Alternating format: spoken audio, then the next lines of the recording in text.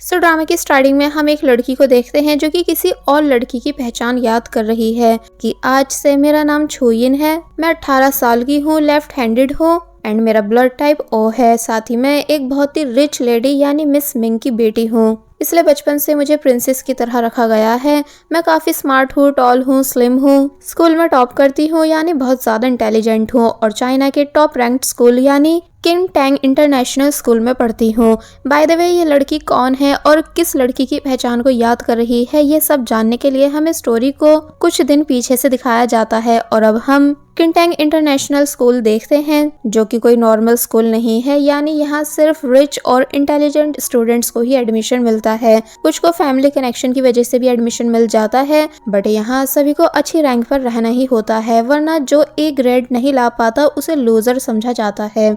School में इस time सब जगह ये न्यूज फैली हुई होती है कि छुयिन एक दिन से अपने घर से गायब है। और फिर अब हमें छुयिन की क्लासमेट्स को दिखाया गया जो कि बातें कर रही हैं कि आखिर छुयिन कहाँ गायब हो गई है। उसकी मॉम काफी रिच है, इसलिए क्या इस वजह से उसको किसी ने किडनैप कर लिया है। तो तब दूसरी लड़की बोली कि मैंने प्रिंसिपल ऑफिस में पुलिस भी देखी थी, अच्छा हुआ वो गायब हो गई, उसमें वैसे भी बहुत एटीट्यूड था। कि दफे इनसे एक लड़का टकरा गया जो कि जल्दबाजी में एक बॉक्स लेकर अंदर जा रहा था और फिर कॉन्गलिंग नाम के मेन मेल कैरेक्टर को बताता है कि तुम्हारे लिए एक पार्सल आया है जिसको और किसी ने नहीं बल्कि छुयिन ने भिजवाया है। सभी काफी ज्यादा शॉक होते हैं, इनफैक्ट कॉन्गलिंग भी काफी ज्यादा हैरान हुआ एंड ये भी छुयिन की तरह काफी ज्यादा इंटेलिजेंट है एंड स्कूल में टॉप करता है। पर हैरान इसलिए हो रहा है क्योंकि जब छुयिन गायब है तो ये पार्सल आखिर भेजा किसने है।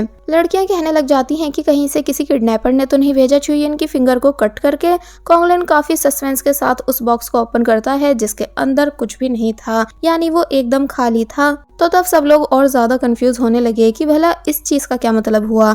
कॉन्गलिंग डिलीवरी चिट को ध्यान से देखता है जहाँ लिखा हुआ था स्ट्रॉबेरीज ऑन सुशी, जो देखकर कॉन्गलिन परेशान होता है क्योंकि वो इसका मतलब समझ चुका था, इसलिए तभी जल्दबाजी में यहाँ से भागता हुआ जाने लगता है और किसी को भी कुछ नहीं बताता है। बाय द वे, कॉन्गलिन का एक सीक्रेट है कि वो छुयिन को काफी ज्यादा पसंद करता है। वो जाते टाइम एक लड़की से टकरा गया जिसका नाम है निकी, जो कि हैरान हुई कि भला कॉन्गलिन इतनी जल्दबाजी में कहाँ जा रहा है। फिर बाकी सब लड़कियां जो कि निकी की दोस्त हैं वो सारा मैटर बताती हैं। तो तब निकी अपनी फ्रेंड से बोली कि क्या तुम सब छुयिन की दोस्त हो जो तुम उसकी इतनी फिक्र कर रही हो। और फिर कहती है कि छुयिन जरूर सबकी अटेंशन पाने के लिए ऐसे गायब हुई है और उसे सबसे ज्यादा कॉन्गलिन की अटेंशन चाहिए थी जो कि उसे मिल भी रही है, इसलिए उसने ये सब जानबूझकर करा है। तो वहीं कॉन्गलिन जब जैसे इस बारे में पुलिस को आकर बताता है कि कैसे मेरे पास छुयिन के नाम से खाली बॉक्स आया है जिसके पीछे लिखा है कि स्ट्रॉबेरीज ऑन सुशी, यानी कैपिटल वर्ड्स को रीड करा जाए तो इसका मतलब हुआ SOS। इसका मतलब छुयिन मुसीबत में है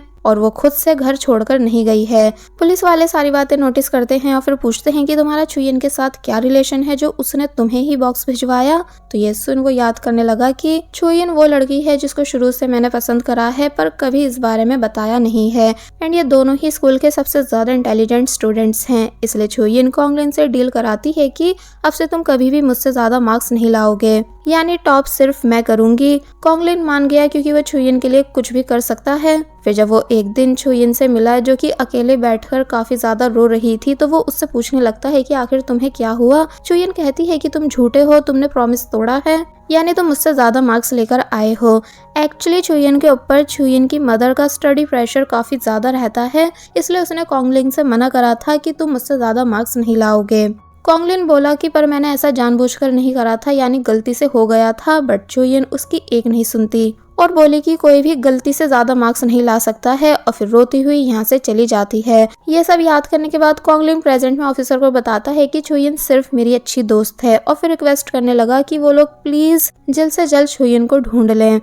अब हमें छुयिन का घर दिखाया जाता है जो कि काफी ज्यादा बड़ा था। यहाँ काफी सारी ट्रॉफीज भी रखी हुई होती हैं एंड साथ ही सभी मैगजीन्स के फ्रंट पेज पर छुयिन की मदर का फोटो होता है। और फिर अब हमें छुयिन की मदर दिखाई गई जिनका नाम है मिस मिंग, जो कि बहुत ज्यादा रिच है और एक सक्सेसफुल बिजनेस वूमेन है। तो वहीं इस लड़की का नाम है शाओ जो कि हाउसमेड है। मिस मिंग अपनी बेटी के खोने की वजह से परेशान है, इसलिए शाओ उनको समझाने लगी कि मैम आप फिक्र मत करो, सिस्टर छुयिन जल्दी घर वापस आ जाएंगी। क्या पता वो आपसे नाराज होकर घर से गई हो, पर वो कुछ दिन बाद वापस आ जाएंगी। तो मिस लिंग शाओ को डांटने लगी कि बकवास बंद करो और जाकर अपना काम करो। शाओ जब बाहर आती है तो यहाँ उसे पुलिस ऑफिसर्स मिले और फिर तभी मिस मिंग भी बाहर आ गई और पूछने लगी कि क्या छुयिन के बारे में कुछ पता चला है। तो वो लोग वही बॉक्स दिखाते हैं जो कॉगलिंग के पास आया था, जो देखकर शाओ काफी ज्यादा हैरान होती है कि जैसे उसे इस बारे में कुछ पता है। और फिर अब वो अंदर आकर सभी को बताती है कि हाँ, कुछ दिन पहले इस बॉक्स को मैंने ही सिस्टर छुयिन के क्लासमेट को डिलीवर कराया था, क्योंकि मुझसे ऐसा करने के लिए सिस्टर छुयिन ने ही कहा था। लेकिन ये बात 2-3 दिन पहले की है और ये बॉक्स आज डिलीवर हुआ है। तो तब ऑफिसर पूछने लगे कि आखिर कॉन्गलिन से छुयिन का क्या रिलेशन है। तो तब मिस मिंग बोलती हैं कि वो बस मेरी बेटी की क्लास का इंटेलिजेंट क्लासमेट है, लेकिन मेरी छुयिन से ज्यादा इंटेलिजेंट नहीं है। ऑफिसर शाओ से पूछते हैं कि क्या तुम श्योर हो कि बॉक्स के अंदर कुछ नहीं था। तो तब शाओ बोलती है कि मुझे सच में नहीं पता कि बॉक्स में कुछ था या नहीं, मैंने तो बस सिस्टर छुयिन के कहने पर उसे डिलीवरी के लिए दे दिया था। ऑफिसर कहते हैं कि वैसे जब हम कल यहाँ आए थे तो तुमने बताया था कि मिस मिंग ने छुयिन को थप्पड़ मारा था, इसलिए वो घर छोड़कर गई है। तो ये सुन मिस मिंग गुस्से से शाओ को देखने लग जाती हैं। तो वहीं शाओ भी डर गई कि क्या ये लोग मुझे मेरी जॉब से निकलवा कर बाज आएंगे, इसलिए मुकरने लगी कि नहीं, मैंने ऐसा कुछ भी नहीं कहा था। तो तब ऑफिसर मिस मिंग को समझाने लगते हैं कि ये केस काफी सीरियस है, इसलिए आपको हमसे कुछ भी छुपाना नहीं चाहिए। क्या पता आपकी बेटी को किडनैप करा गया हो। मिस मिंग बोली कि नहीं, ऐसा नहीं है, अगर होता तो कब का किडनैपर मुझे कॉल करके पैसे मांग चुका होता। ऑफिसर कहते हैं कि आपको मीडिया की हेल्प लेनी चाहिए, आप ऑलरेडी काफी फेमस हो, इसलिए इस केस को मीडिया से बहुत हेल्प मिलेगी। बट मिस मिंग मना कर देती हैं कि नहीं, ये मेरी रेपुटेशन का सवाल है, इसलिए मैं इस बात को ज्यादा नोटिस नहीं कराना चाहती हूँ और चाहती हूँ कि शांति से ये मैटर सॉल्व हो जाए। आप बस जल्द से जल्द मेरी बेटी को ढूंढ दो और ज्यादा से ज्यादा लोगों को इन्वेस्टिगेशन पर लगा दो। पैसों की फिक्र बिल्कुल मत करना, मैं सब तरह से हेल्प करवा दूंगी, बस मुझे कैसे भी करके अपनी बेटी सही सलामत चाहिए। और फिर गुस्से से शाओ को देखने लग जाती हैं कि इसने कैसे छुप कर ऑफिसर्स को बताया था कि मैंने अपनी बेटी को मारा है। इसलिए नेक्स्ट सीन में वो शाओ से आसपास के और काफी दूर दूर के एरियाज में छुयिन के मिसिंग पोस्टर्स लगवाती हैं और ये काम शाओ काफी देर से कर रही होती है और कह रही है कि सिस्टर छुयिन आखिर आप कहाँ चली गई हो।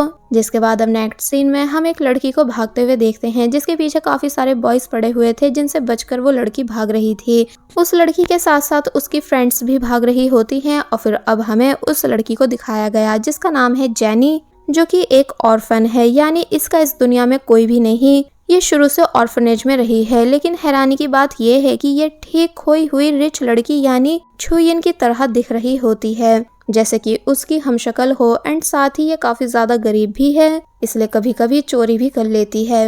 हमें बताया जाता है कि जेनी भी एक स्टूडेंट है और जब अपनी फ्रेंड्स के साथ वो यहाँ से भाग रही थी तो वो अपनी फ्रेंड से बोली कि सभी अलग अलग चले जाओ। और फिर अब हमें दिखाया गया कि जेनी अकेले भाग रही है। फिर उसको सामने कुछ लोग दिखे जिनका सामान उठाकर वो इन लड़कों पर फेंकने लग जाती है। एक्चुअली ये सब इसलिए जेनी को पकड़ रहे हैं क्योंकि इनसे जेनी ने पैसे ले रखे हैं जो कि अभी तक वापस नहीं करे हैं। ये सब अब फिर से जेनी का पीछा करने लग जाते हैं और वो बस भागती ही जा रही थी, लेकिन तभी एक लड़का जेनी की बेस्ट फ्रेंड को पकड़कर ले आया एंड कहीं और भागने का रास्ता भी नहीं बचा था। इसलिए गैंग का लीडर जैंग अपने लोगों से जेनी को मारने के लिए बोलने लगा, पर जेनी सभी को रोकती है और कहती है कि मैंने तुमसे बस थोड़े से ही तो पैसे ले रखे हैं जो कि मैं तुम्हें 1-2 दिन में वापस कर दूंगी। बट जैंग उसकी बातों पर बिलीव नहीं करता है क्योंकि वो जानता है कि जेनी एक बहुत तेज लड़की है और झूठ बोलना इसका रोज का काम है।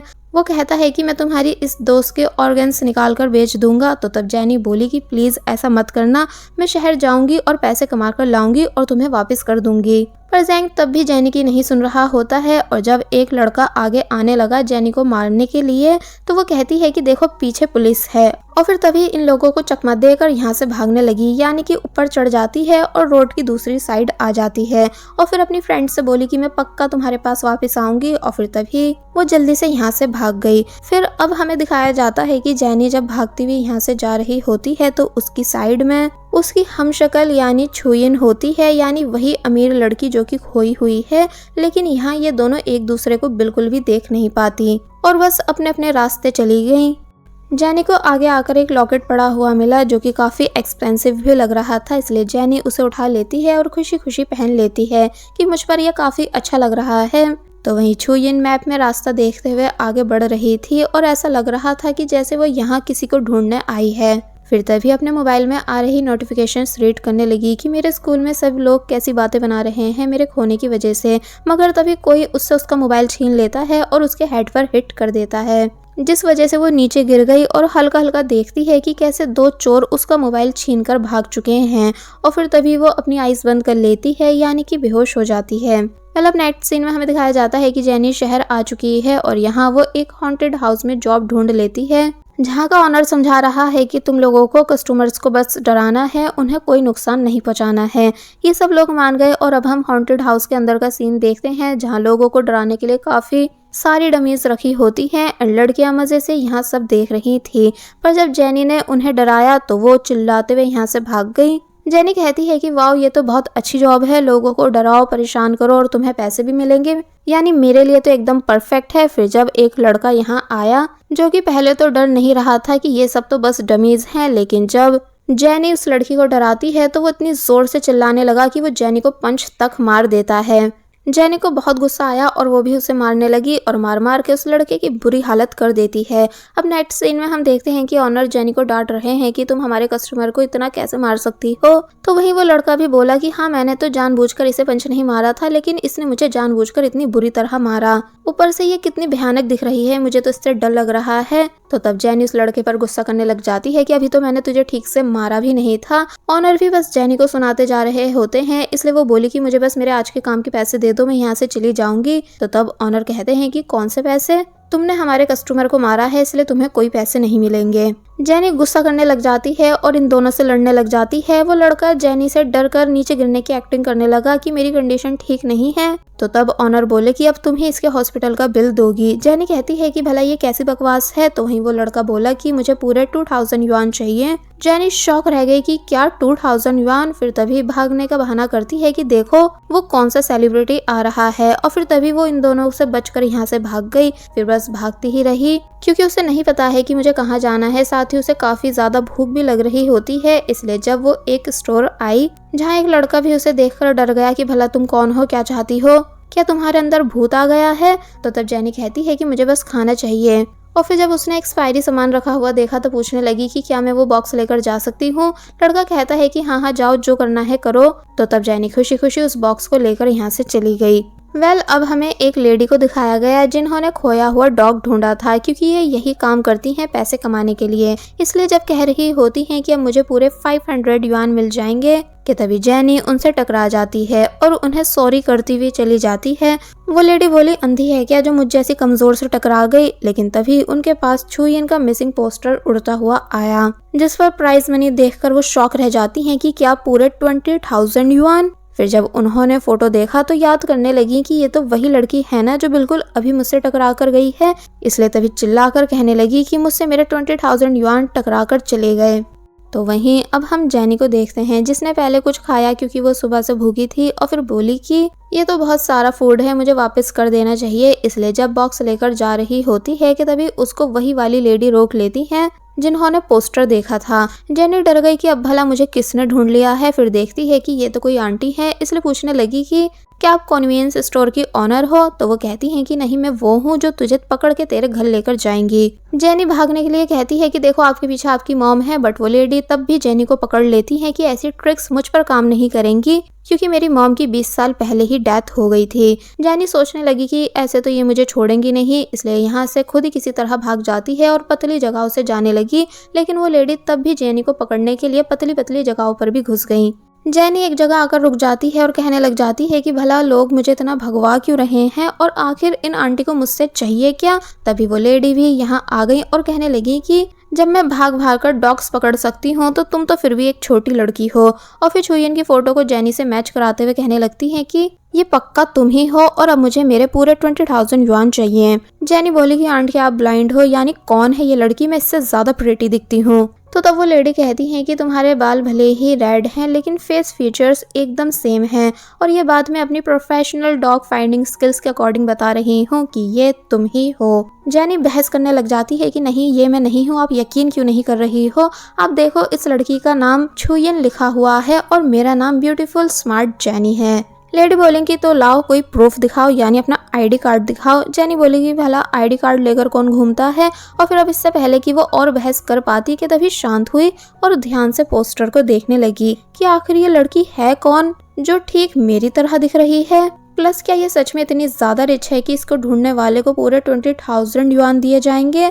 इसलिए कुछ सोचने के बाद हंसते हुए उन लेडी को देखने लग जाती है। लेडी बोली कि अच्छा बताओ तो अब तुमने क्या सोचा है। तो तब जेनी उन्हें समझाती है कि देखो क्यों ना हम प्राइज मनी 50-50 कर लें। लेडी बोली कि क्या तुम पागल हो जो अपनी फैमिली के पैसे मुझसे मांग रही हो। तो तब जेनी उनसे झूठ कहने लगी कि एक्चुअली ये लड़की मैं ही हूँ, लेकिन मेरी फैमिली बहुत बेकार है, मुझ पर बहुत जुल्म करती है, वो लोग मुझे पैसे भी नहीं देते, इसलिए मैंने अपने घर से भागने की एक्टिंग करी थी ताकि रिवॉर्ड के पैसे मिल सकें। लेडी कहती हैं कि ऐसा केस तो मैं पहली बार सुन रही हूँ। तो तब जेनी बोली कि अगर आप मेरे प्लान में शामिल होने के लिए रेडी नहीं हो तो मैं किसी और को ढूंढ लूंगी। तो तब वो लेडी जेनी को रोकती है और कहती है कि नहीं नहीं, चलो मिलकर तुम्हारे घर वालों को चूना लगाते हैं। जेनी कहती है हाँ बिल्कुल, पर मुझे खुद को थोड़ा हाइड करना होगा क्योंकि आसपास मुझे ढूंढने वाले फिर रहे हैं। फिर वो एक शॉप पर आई और जब यहाँ से अपने फेस को हाइड करते हुए बाहर आ रही थी कि तभी उससे जैंग टकराया जो कि किसी को अपने साथ शहर के हॉस्पिटल लेकर जा रहा है। जेनी फाइनली बच गई और बोली कि थैंक गॉड मैंने फेस हाइड करा हुआ था, वरना ये जैंग और उसके दोस्त मुझे पहचान लेते। और फिर लेडी से कहने लगी कि आंट जल्दी चलो क्योंकि 20,000 युआन हमारा वेट कर रहे हैं। वेल अब नेक्स्ट सीन में हम कुछ स्टूडेंट्स को देखते हैं जो कि बास्केटबॉल खेल रहे थे। फिर एक स्टूडेंट पूछने लगा कि कॉन्गलिन क्यों नहीं आया। तो तब दूसरा स्टूडेंट बताता है इसलिए क्योंकि छुयन अभी तक मिली नहीं है। तो तब वो स्टूडेंट कहता है कि ठीक है चलो आज भी हम उसके बिना प्रैक्टिस कर लेते हैं। तो वहीं निकी और उसकी फ्रेंड्स भी यही सब डिस्कस कर रही होती हैं कि हम कॉन्गलिन की वजह से यहाँ आए हैं और वो आया ही नहीं, ये सब उस छुयन की वजह से हो रहा है। और जब और भी कई सारी बुराइयां करने लगती हैं तो तब कॉन्गलिन यहाँ आता है और इनके पास बॉल फेंक के मारता है। निकी खुश होने लगी कॉन्गलिन को देखकर, जैसे उसका काफी टाइम से कॉन्गलिन पर क्रश हो। तो वहीं कॉन्गलिन ने जब सीट को देखा तो वो याद करने लगा कि नॉर्मल डेज में जब मैं यहाँ बास्केटबॉल खेलने आता हूँ तो मेरे अच्छे खेलने पर सभी मुझे चेयर अप करते हैं। तो वहीं छुयिन भी यहाँ मेरा मैच देखने आती थी। वह ऐसे शो कराती थी कि जैसे उसे मुझ में या मेरे बास्केटबॉल में कोई इंटरेस्ट नहीं हो, जबकि मैं जानता हूँ कि कहीं ना कहीं वो मुझे पसंद करती है। फिर जब वो छुयिन के पास बैठ गया और उसकी बुक देखने लगा जिसमें छुयिन ने कॉन्गलिन को ही ड्रॉ कर रखा होता है, तो तब वो हंसते हुए कहता है कि ओ अच्छा, तुम्हारा ध्यान स्टडी में नहीं बल्कि मुझ पर है। तो तब वो उससे अपनी बुक ले लेती है और बोलती है कि ऐसा कुछ भी नहीं है। कॉन्गलिन बोला तुम में बस हिम्मत नहीं है दिल की बात कहने की। तो तब वो कहती है कि मुझ में बहुत हिम्मत है और ये सच है कि मैं तुम में इंटरेस्टेड नहीं हूँ। कॉन्गलिन को थोड़ा बुरा लगा तो तब वो अपने हैंकी से कॉन्गलिन का फेस क्लीन करने लगती है क्योंकि छुयिन भले ही एक्सेप्ट नहीं करे पर वो सच में कॉन्गलिन को पसंद करती है और उसकी काफी फिक्र भी करती है। फिर कॉन्गलिन बोला कि अब तुम देखना कि मैं और भी अच्छे से खेल कर दिखाऊंगा। और फिर तभी बास्केटबॉल कोर्ट में आ गया और यहाँ उसने जब जैसी बॉल को इजीली बास्केट में डाल दिया तो ये देखकर सभी लड़कियां खुश होने लगी, लेकिन छुयिन अपनी खुशी हाइड कर रही थी। फिर तभी सीन प्रेजेंट में आता है जहाँ कॉन्गलिन यही सब बातें सोच सोच कर छुयिन की सीट को देख रहा है और छुयिन को काफी ज्यादा मिस कर रहा है कि आखिर तुम कहाँ चली गई हो। वेल अब नेक्स्ट सीन में हमें छुयिन के घर का सीन दिखाया जाता है जहाँ जेनी उन्हीं लेडी के साथ यहाँ आ चुकी थी, जहाँ सब अब काफी खुश थे छुयिन के मिल जाने की वजह से। जबकि जेनी को इतना बड़ा घर देखकर और इतनी अमीर लेडी को देखकर डर लगने लगता है कि अगर मेरा झूठ पकड़ा गया तो मैं बुरा फंसूंगी। वेल ऑफिसर लेडी को थैंक्स करने लगते हैं छुयिन को ढूंढकर लाने के लिए, ये कहकर कि पहले आप हमारे पास खोए हुए डॉग्स लाती थी पर आज आपने एक लड़की भी ढूंढ ली। तो तब लेडी काफी ज्यादा खुश होने लगती हैं कि ये तो मेरा फर्ज था क्योंकि मैं यहाँ की नागरिक जो हूँ। जबकि जेनी मन ही मन बोलती है कि ये मोटी आंट कितना झूठ बोलती हैं, यानी यहाँ ये सिर्फ पैसों की वजह से आई हैं। वेल वो लेडी मिस मिंग से बोली कि अब जब और कोई काम नहीं है तो आप मुझे मेरे पैसे दे दो फिर मैं जाऊँ। तो तब मिस मिंग शाओ को बुलाती है और पैसे मंगवाती है। शाओ ने ऐसा ही करा, यानी पैसे लाकर लेडी को दे दिए, साथ ही थैंक्स भी करा। तो तब वो पैसे को देखकर काफी ज्यादा खुश होने लगती हैं। जेनी उन पर अपना हाथ रखती है कि मुझे मत भूलना, पर वो उसके हाथ को दूर कर देती हैं और बस खुशी से पैसों को देखती गई कि तभी ऑफिसर कहते हैं कि एक मिनट, आपके जाने से पहले हमें छुयिन का फेस देखना है ताकि आइडेंटिटी कंफर्म हो सके और हम इस केस को बंद कर सकें। इसलिए जेनी से स्कार्फ और ग्लासेस उतारने के लिए बोलते हैं। तो तब जेनी परेशान होने लगी कि अब भला मैं क्या करूं। तो वहीं वो लेडी भी घबराने लग जाती हैं कि अब भला क्या होगा। वेल जेनी ने ऑफिसर की बात नहीं मानी तो तब ऑफिसर मिस मिंग से स्कार्फ हटाने के लिए कहते हैं। मिस मिंग ऐसा ही करने लगती हैं। तो तब जेनी, जिसका डर के मारे बुरा हाल हो चुका था कि अब मेरा झूठ पकड़ा जाएगा, इसलिए वो तभी यहाँ से भागने लगी। ऑफिसर कहते हैं कि पकड़ो इस लड़की को। तो तब सभी जेनी को पकड़ने लगे क्योंकि जेनी के ऐसे बिहेवियर की वजह से अब ऑफिसर को उस पर शक होने लगा है। तो वहीं शाओ भी जेनी से रुकने का कह रही होती है। तो वहीं मिस मिंग आई और उन्होंने जेनी को हक कर लिया कि मेरी बेटी आखिर तुम्हें हो क्या गया है, तुम अपने ही घर में इतना डर क्यों रही हो, प्लीज शांत हो जाओ, अब सब ठीक है। बट जेनी ने जैसे ही खुद को मिस मिंग से दूर करा तो यहाँ उसका स्कार्फ उतर गया एंड सभी लोग शॉक रह गए जेनी को ऐसे गेटअप में देखकर, स्पेशली मिस मिंग कि छुयिन ने आखिर ये खुद के साथ क्या कर लिया है। वो रोने लगी और ग्लासेस उतारती हैं तो देखती हैं कि छुयिन की आंख पर चोट का निशान है, इसलिए कहती है कि आखिर तुम्हें किसने पंच मारा है। एक्चुअली ये उसी पंच का निशान था जो हॉन्टेड हाउस में एक लड़के ने जेनी को मारा था। लेकिन मिस मिंग को लगने लगा कि सच में उनकी बेटी किडनैप हुई थी और बच के भाग के यहाँ आई है, इसलिए उसने अपना गेटअप भी चेंज कर रखा है। इसलिए वो तभी जेनी को हक करके बुरी तरह रोने लग जाती हैं कि अब तुम्हारी मॉम तुम्हारे पास है, इसलिए तुम्हें बिल्कुल भी डरने की जरूरत नहीं, क्योंकि मैं तुम्हें कुछ नहीं होने दूंगी। तो तब जेनी थोड़ा शांत हो गई कि क्या मॉम, यानी मेरी लाइफ में ऐसा पहली बार हो रहा है कि कोई लेडी खुद को मेरी मॉम बता रही हो, इसलिए ये सुनकर मैं अच्छा फील कर रही हूँ। वेल अब हम एक बार फिर स्कूल सीन देखते हैं जहाँ छुयिन की क्लासमेट्स छुयिन के ही बारे में डिस्कस कर रही होती हैं कि तभी यहाँ एंट्री हुई ड्रामा के सेकंड मेन मेल कैरेक्टर की, जिसका नाम है ली बाय, जो कि फॉरेन कंट्री से यहाँ आया है और एक टॉप स्टूडेंट है। वो सभी को हाई हेलो करता है और अपने इंट्रोडक्शन देता है, फिर अपनी सीट पर आकर बैठ गया। तो तब एक लड़का बाकी सबको बताता है कि ये वही न्यू स्टूडेंट है जो कि आने वाला था और इसने काफी सारी फॉरेन कंट्रीज से स्टडी करी है, यानी England, France, Germany, Italy, Australia, Spain, साथ ही ये हमेशा टॉप स्टूडेंट रहा है। तो तब सभी लड़कियां हैरान होने लगी, जिसके बाद अब हम वापस से छुयिन के घर का सीन देखते हैं जहां ऑफिसर ने छुयिन की सभी आईडीज मंगवाई और फिर वो छुयिन से कहते हैं कि मैं जो जो पूछूंगा उसका तुम्हें आंसर करना है। और फिर पूछने लगे कि क्या तुम्हारा नाम छुयिन ही है, तुम्हारी हाइट क्या है, एज क्या है, वेट क्या है और तुम्हारा करंट स्कूल कौन सा है। लेकिन जेनी कोई भी जवाब नहीं दे रही होती है क्योंकि उसको छुयिन के नाम के अलावा कुछ भी पता नहीं है।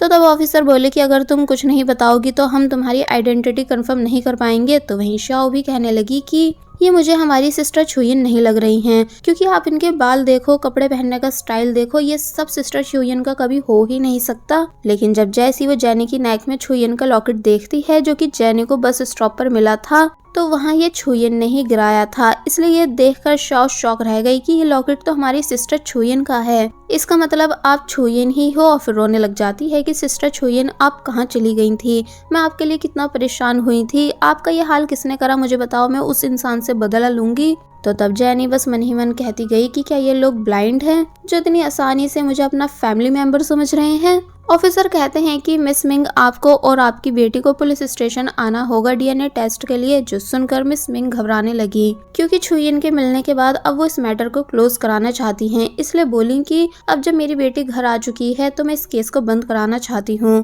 क्योंकि अब सब ठीक है और ये मेरी ही बेटी है। तो तब ऑफिसर मान गए और केस बंद कर देते हैं। फिर जब यहाँ से जाने लगे तो वो लेडी भी जेनी को बाय करते हुए जा रही थी कि अपनी मॉम का ध्यान रखना, जबकि जेनी लेडी को बस रोकती ही रह गई क्योंकि अब उसे यहाँ रुकना अजीब लग रहा होता है, इसलिए अपने फ्रेंड्स को मैसेज करती है कि मैं मुसीबत में हूँ, इसलिए तुम दोनों मुझे बचाने आओ। वेल अब नेक्स्ट सीन में हमें दिखाया गया है कि क्लास ओवर होने के बाद ली वाई कॉन्गलिन से मिलता है और दोस्ती करना चाहता है, ये बताकर कि मैं इम्प्रेस हुआ हूँ हर चीज में टॉप पर तुम्हारा नाम देखकर। तो तब कॉन्गलिन भी खुश होता है ये सुनकर, पर अब इससे पहले कि इन दोनों के बीच और कुछ बात हो पाती कि तभी बाहर से शोर आने लगा। दोनों जल्दी से जब भागते हुए बाहर आते हैं तो कॉन्गलिन यहाँ देखता है कि ऑफिसर प्रिंसिपल से बात करके जा रहे हैं जो कि बता चुके हैं कि छुयिन मिल चुकी है और शायद उसकी मेंटल कंडीशन ठीक नहीं। कॉन्गलिन परेशान हो गया ये सब सुनकर, इसलिए जल्दी से भागता हुआ यहाँ से जाने लगा, जबकि लीवाई को कुछ समझ नहीं आता कि आखिर यहाँ चल क्या रहा है और ये छुयिन कौन है। और फिर नेक्स्ट सीन में हमें दिखाया जाता है कि कॉन्गलिन छुयिन के घर के बाहर आ गया, लेकिन कुछ रीजंस की वजह से घर के अंदर जाने की हिम्मत नहीं कर पाता, जबकि उसे छुयिन की बहुत फिक्र हो रही थी। तो वहीं जेनी जिसने अब विग उतार दी थी और शाओ जेनी से काफी सारे क्वेश्चंस कर रही थी कि आखिर आप जब से कहाँ थी, यानी एक्चुअल में हुआ क्या था, बट जेनी कोई जवाब नहीं देती है। वो बस हैरान है कि ये कितना बड़ा बाथरूम है और कितना अच्छा बना हुआ है। फिर वो शाओ से दूर हो गई क्योंकि शाओ काफी बुरी तरह उसे कॉम कर रही थी। इसलिए जेनी शाओ को बार बार गुस्से से देखने लग जाती है और वार्न करती है कि तुम मुझसे दूर रहो।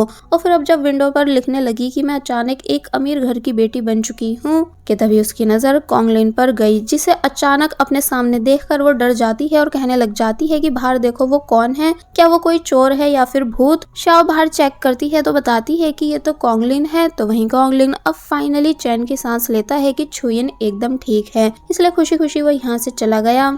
शोर सुनकर जब मिस मिंग यहाँ आई तो जेनी उन्हें मॉम कहकर पुकारती है। तो तब मिस मिंग काफी ज्यादा हैरान और इमोशनल हो जाती हैं कि क्या तुमने मुझे मॉम कहकर पुकारा, जबकि पहले तुम मुझे मॉम नहीं बोलती थी। इसका मतलब अब फाइनली तुम मुझसे नाराज नहीं हो। जबकि जेनी को कुछ समझ नहीं आ रहा था, वो बस खुश है एक मॉम को पाकर, इसलिए जब स्माइल करने लगी तो तब शाओ हैरानी से बोली कि मैं पहली बार सिस्टर छुयिन को स्माइल करते हुए देख रही हूँ। मिस मिंग भी हैरान हुई कि क्या सच में ऐसा है। तो वहीं जेनी को समझ नहीं आता कि भला छुयिन किस तरह की लड़की थी जो स्माइल तक नहीं करा करती थी। पर बस फिलहाल जेनी थोड़ा अच्छा फील कर रही है छुयिन की जगह आकर। तो वहीं अब हम रियल छुयिन को देखते हैं जो कि हॉस्पिटल में एडमिट है और वो ड्रीम देख रही है कि मैं एक अंधेरे वाली जगह पर हूँ जहाँ मुझे कुछ भी समझ नहीं आ रहा है कि आखिर मैं कहाँ हूँ और कहाँ खो गई हूँ। कि तभी उसके सर पे कुछ आकर लगता है जिसकी वजह से उसकी आईज ओपन हो गई। और बस फिर इसी सीन के साथ ये पार्ट यहीं पर एंड हो जाता है।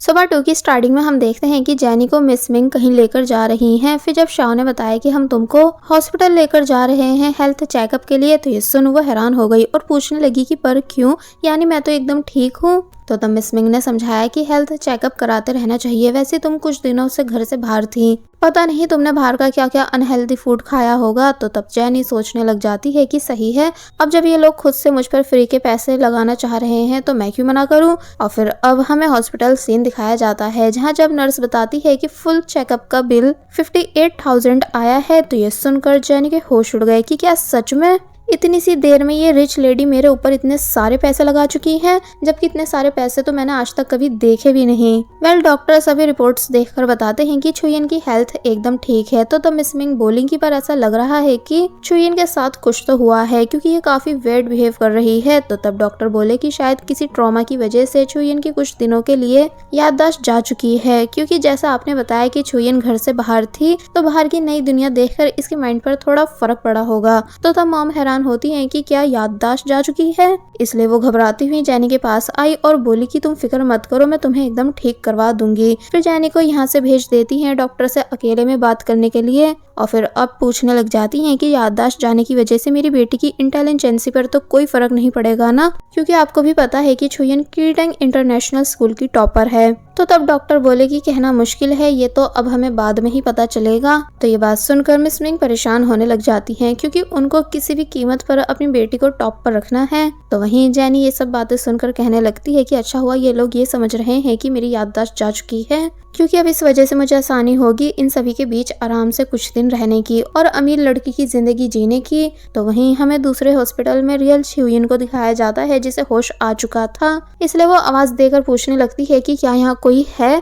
तो तब जेनी के दोस्त अंदर जाते हैं जहाँ बेस्ट फ्रेंड सोमी बाकी के बॉयज को वार्न करती हुई गई कि अगर मेरी दोस्त जेनी को कुछ भी हुआ तो मैं तुम सबको जिंदा नहीं छोड़ूंगी। और फिर जब अंदर आई जहाँ दोनों दोस्त छुयिन को जेनी समझकर परेशान हो रहे होते हैं, तो तब छुयिन इन दोनों से पूछती है कि आखिर तुम दोनों कौन हो, जो सुनकर वो शॉक रह गए कि भला ये कैसा क्वेश्चन है। फिर एक दोस्त जिसका नाम शाओ है वो बताने लगता है कि मैं हूँ तुम्हारा हैंडसम मैन शाओ, यानी तुम्हारे फेवरेट हेयर सैलून का ऑनर। बट छुयिन को कुछ भी याद नहीं आ रहा था। फिर तभी डॉक्टर अंदर आए और पूछते हैं कि जेनी का फैमिली मेंबर कौन है। शाओ कहता है कि मैं हूँ, यानी मैं जेनी का बॉयफ्रेंड हूँ, लेकिन सोमी उसे पीछे करती है और बताती है कि हम दोनों इसके दोस्त हैं। तो तब डॉक्टर छुयिन की कंडीशन बताने लगे कि एक्चुअली आपकी दोस्त की याददाश्त जा चुकी है क्योंकि सर पर गहरी चोट आई थी जिस वजह से ब्रेन अफेक्ट हुआ है। तो ये सुन सोमी एंड शाओ दोनों शॉक रह गए। तो वहीं जैंग और उसके सभी दोस्त भी ये बात सुनकर हैरान होते हैं। तो वहीं छुयिन भी इस बात को सुनकर काफी ज्यादा हैरान थी। शाओ छोयिन के पास आकर रोने लगता है कि तुम हमारे बीच की सभी अच्छी मेमोरीज को भूल चुकी होंगी। और फिर अब डॉक्टर बताते हैं कि अगर ये सब लोग इस लड़की को यहाँ टाइम पर लेकर नहीं आते तो इसका बचना मुश्किल था।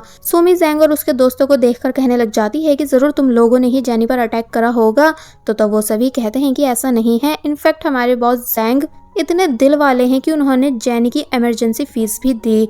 तो तब सुमी कहने लगी कि ये सब तो तुम अपना गुनाह छुपाने के लिए कह रहे हो ताकि पुलिस से बच सको। तो तब लिन लिन नाम की लड़की सामने आती है और कहती है कि एक तो हमने तुम्हारी हेल्प कराई है, ऊपर से तुम हमारे पर ही इल्जाम लगा रही हो, और क्या केस करोगी तुम हमारे ऊपर जब हमने ही जेनी को बचाया है। और फिर डॉक्टर से पूछने लगती है कि क्या हम बुरे लोग दिखते हैं, और अब आप ही इसे बताइए कि किसने जेनी को एडमिट करवाया था। डॉक्टर बता देते हैं कि हाँ तुम सब लोगों ने ही। तो ये सुन सुमी शांत हुई, लेकिन उसे अभी भी यकीन नहीं है कि जेनी की इस हालत के पीछे ये लोग नहीं हैं। इसलिए लिन लिन पूरी स्टोरी बताने लगती है कि आखिर हुआ क्या था। एक्चुअली जेनी ने लिन लिन को एक्सपायर फेस मास्क दे दिया था, जिसको उतारने के बाद जब लिन लिन सोने जा रही थी तो यहाँ वो शॉक रह जाती है क्योंकि मास्क की वजह से उसका पूरा फेस ग्रीन हो चुका था।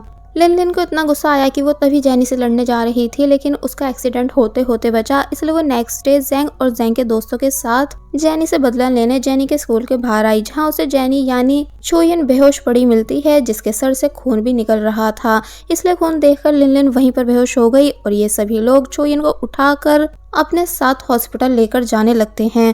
और फिर तभी वो सीन भी दिखाया जाता है कि जब रियल जेनी ने इन लोगों को देखा था तो तब उस टाइम वो लिन लिन और छोयिन को हॉस्पिटल लेकर जा रहे थे, लेकिन जेनी अपनी हमशक्ल छोयिन को देख नहीं पाई थी। और फिर जब ये सभी जल्दी से छोयिन को बड़े हॉस्पिटल लेकर आए थे और पूरी सिचुएशन बता रहे थे तो तब जैंग के ही एक दोस्त ने रजिस्ट्रेशन करवा दिया था और इन्हीं लोगों ने इमरजेंसी फीस भी दी थी। इसका मतलब जैंग एंड जैन के दोस्तों का छोयिन को हिट करने में कोई हाथ नहीं, बल्कि जिन्होंने छोयिन के सर पर मारा था वो चोर थे एंड छोयिन का पर्स एंड मोबाइल ले गए थे। जो सब बातें प्रेजेंट में सुनकर सुमी शांत है एंड लिन लिन कह रही है कि देखा हमारे जैंग ने तुम्हारा कितना भला करा है और तुम लोग हो कि इसको इसके पैसे ही वापस नहीं करते। तो तब सुमी कहती है कि कुछ तो गड़बड़ है। जैंग पूछने लगा कि मतलब यानी एक्सप्लेन करो। तो वो कहती है कि तुम लोग कह रहे हो कि तुम जेनी को बेहोश देखकर डायरेक्ट हॉस्पिटल लेकर आ गए, पर क्या किसी ने जेनी के कपड़े नोटिस करे। और फिर छोयिन के कपड़ों को दिखाते हुए कहने लगी कि ये कपड़े लिमिटेड एडिशन है, यानी कोई भी देखकर बता देगा कि ये कितने ज्यादा एक्सपेंसिव हैं, जबकि जेनी घर से ये सब पहनकर नहीं गई थी और ना ही ये उसका स्टाइल है। जैंग कहता है कि आखिर तुम कहना क्या चाह रही हो। तो तब वो बोली कि अब मैं तुमको रियल स्टोरी बताती हूँ। एक्चुअली हुआ ऐसा होगा कि जेनी ने फेक लिमिटेड एडिशन कपड़ों को बेचने का बिजनेस शुरू करा होगा, क्योंकि वो हमसे दूर गई भी इसलिए थी ताकि तुम लोगों से छुपकर नया बिजनेस शुरू करके पैसे कमाकर वापस आ सके। लेकिन तुम लोगों ने जेनी को ढूंढ निकाला और पैसे मांगने आ गए। जेनी ने उस टाइम बहुत रिक्वेस्ट करी होगी कि तुम लोग उसका बिजनेस खराब नहीं करो और उसे थोड़ा और टाइम दे दो, लेकिन लिन लिन जो अपने फेस की वजह से गुस्सा है उसने कह दिया होगा कि मैं तुम्हें भी चैन से जीने नहीं दूंगी। फिर तुम सभी ने मिलकर बेचारी जेनी का सारा सामान खराब कर दिया होगा और इसी बीच तुम में से एक ने ईंट उठाकर उसके सर पर मार दी होगी। इसलिए अब इस टाइम वो यहाँ हॉस्पिटल में एडमिट है, जिसकी जान जाते जाते बची है और अब उसके पास उसकी याददाश्त भी नहीं। और तुम लोग इसी बात का फायदा उठाकर ये स्टोरी बना रहे हो कि तुम लोगों ने जेनी की हेल्प कराई है और उसे यहाँ लाए हो ताकि तुम बच सको और मैं तुम्हारे ऊपर केस भी नहीं कर सकूं। जैंग सुमी को घूरता है क्योंकि वो उस पर फिंगर पॉइंट करते हुए बात कर रही थी, लेकिन दूसरे ही पल सुमी डरकर पीछे हो जाती है। तो तब जैंग कहने लगता है कि तुम लोग बहुत ही अजीब हो और हाँ मैं अच्छे से जानता हूँ कि इस जेनी की कोई याददाश्त नहीं गई है, ये सिर्फ एक्टिंग कर रही है सब भूलने की, ताकि इसे जो हमें पैसे वापस करने थे वो नहीं देने पड़े। तो तब शाओ और सुमी दोनों लड़ने लग जाते हैं कि ऐसा कुछ नहीं है, ये सच में बीमार है, वरना अब तक तो तुम लोगों को सबक सिखा चुकी होती। कि तभी इसी बीच ये सभी नोटिस करने लगे कि छोयिन रो रही है, क्योंकि अब उसे काफी अजीब लग रहा था कि आखिर वो कहाँ है और ये सब लोग कौन हैं जो इतनी अजीब बातें कर रहे हैं और आपस में लड़ भी रहे हैं। तो तब ये देखकर सभी शॉक रह जाते हैं, क्योंकि जेनी कभी नहीं रोती थी। इसलिए जैंग का दोस्त घबराते हुए बोला कि बॉस देखो वो रो रही है, यानी उसकी आंखों में सच में आंसू हैं। तो तब जैंग चिल्लाया और बोला कि मुझे भी दिख रहा है, अंधा नहीं हूँ मैं। और फिर जैंग आगे कहने लगता है कि तुम लोग जब तक कि मुझे मेरे पैसे वापस नहीं कर दोगे मैं रोज तुम लोगों से पैसे मांगने आऊंगा, इसलिए जल्द से जल्द मुझे मेरे पैसे वापस कर दो। और हाँ, जो मैंने इमरजेंसी बिल पे करा था वो भी तुम लोग मुझे वापस करोगे। और फिर तभी यहाँ से जाने लगा। लेकिन अब क्योंकि जेनी का रोना जैंग के लिए भी काफी शॉकिंग था, इसलिए बाहर आकर कहता है कि क्या जेनी सच में रो रही थी? मुझे ये बात काफी अजीब और स्कैरी लग रही है। मतलब नेक्स्ट सीन में हमें दिखाया जाता है कि कॉन्गलिन जब स्कूल जा रहा होता है तो यहाँ वो छुयन को कॉल करने लगता है, लेकिन नंबर बंद आता है क्योंकि छुयन का मोबाइल चोरी जो हो चुका है। इसलिए कॉन्गलिन को छुयन की फिक्र होने लगी क्योंकि बिना छुयन की मर्जी वो छुयन के हालचाल पूछने छुयन के घर नहीं जा सकता है। और फिर अब हम जेनी को देखते हैं जो कि इम्प्रेस हो रही है छुयन के रूम को देखकर कि वाह, यहाँ कितना सारा लिमिटेड एडिशन सामान रखा हुआ है। यानी ये सब बहुत ही अच्छा है और एक्सपेंसिव भी है। मेरा लक तो चल पड़ा कि मैं यहाँ इनके घर आ गई हूँ और अब ऐसा करती हूँ कि ये सारा सामान यहाँ से ले जाती हूँ और ऐसा ही सेम फेक सामान लाकर वापस रख दूंगी ताकि किसी को पता नहीं चले कि मैंने चोरी करी है। और वैसे भी ये चोरी थोड़ी हुई, यानी अमीरों के पास इतना पैसा होता है कि वो अपना सेकंड हैंड सामान गरीबों में बांट ही सकते हैं।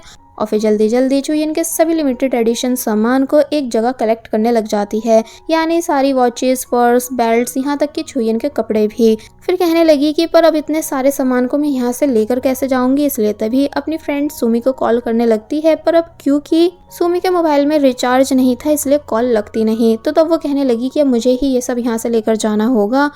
तो वहीं शाओ ने घर में शोर करना शुरू कर दिया होता है कि सिस्टर छुयन कहीं भी नजर नहीं आ रही हैं, कहीं वो फिर से घर से गायब तो नहीं हो गई। तो ये सुनकर मिस मिंग परेशान होने लगी कि मैंने तुमसे कहा था ना कि छुयन के आसपास ही रहना, तुम उसे अकेला कैसे छोड़ सकती हो। तो तब शाओ ने बताया कि मैं कुकिंग कर रही थी। इसी बीच जेनी जो कि सामान लेकर जा रही है वो भी इन दोनों की आवाजें सुन लेती है, पर उसने सोचा कि मैं जल्दी से यहाँ से निकल जाऊंगी और ये दोनों मुझे देख भी नहीं पाएंगी, लेकिन ऐसा हो नहीं सका। यानी मिस मिंग जेनी को देख लेती हैं और रुकने का बोलती हैं।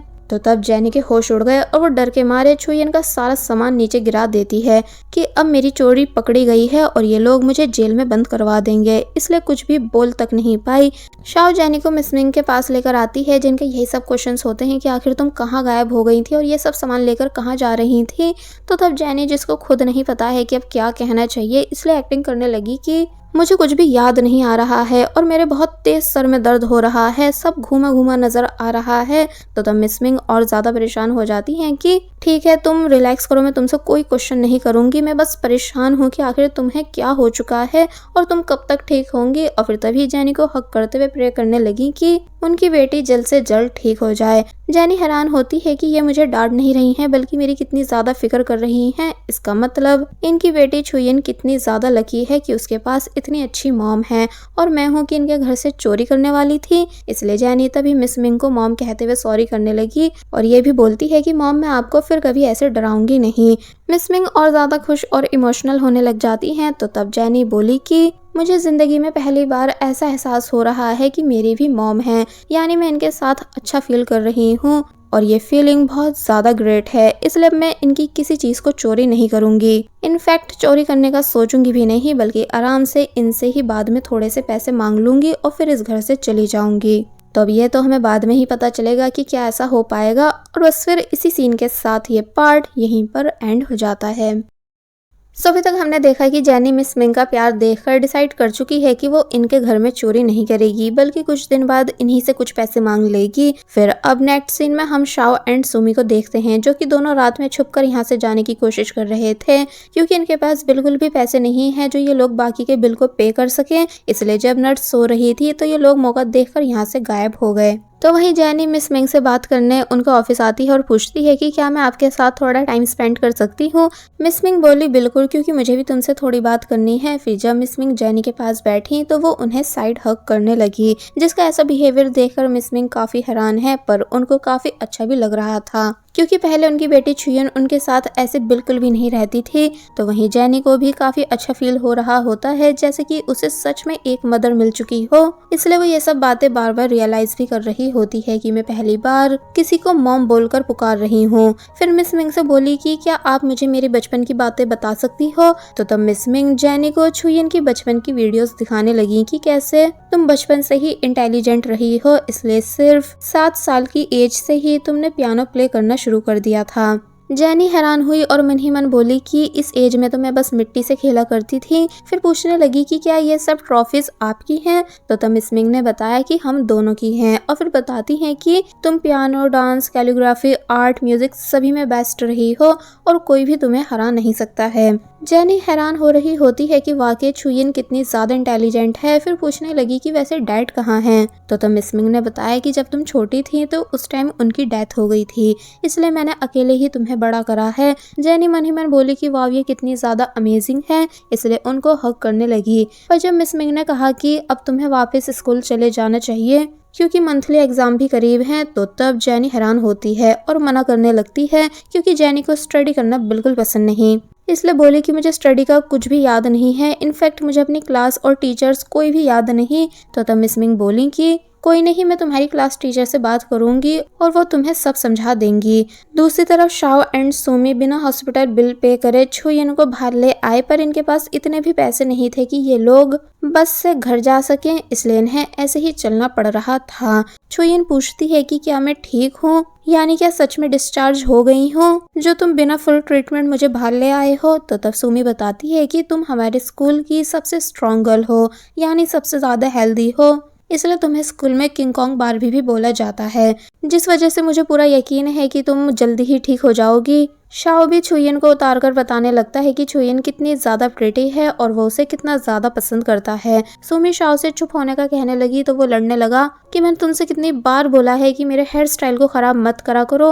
वेल दोनों लड़ ही रहे होते हैं, तो तब छुयिन इन दोनों के बीच में आती है और पूछती है कि मेरी फैमिली कहाँ है और वो लोग मुझे लेने यहाँ क्यों नहीं आए। तो तब सुमी और शाओ दोनों चुप हो गए। फिर सुमी ने बताया कि तुम्हारा इस दुनिया में कोई नहीं, यानी तुम शुरू से ऑर्फनेज में बड़ी हुई हो जहाँ एक ओल्ड मैन हुआ करते थे जिन्होंने तुम्हारा ध्यान रखा था। छुयिन हैरान होती है और फिर पूछने लगती है कि अब वो ओल्ड मैन कहाँ हैं। तो तब सुमी ने बताया कि उनकी तबीयत अब ठीक नहीं रहती है, इसलिए वो नर्सिंग होम में हैं और तुम यहाँ स्टडी करने और बिजनेस बनाने आई हो। तुमने ऑनलाइन पेजेस भी बना रखे हैं जहाँ तुम कॉस्मेटिक प्रोडक्ट्स बेचती हो और हमेशा पॉजिटिव एटीट्यूड रखती हो। तो तब छुयिन ये सब बातें जानकर काफी हैरान होने लगती है कि क्या सच में मेरी लाइफ ऐसी है।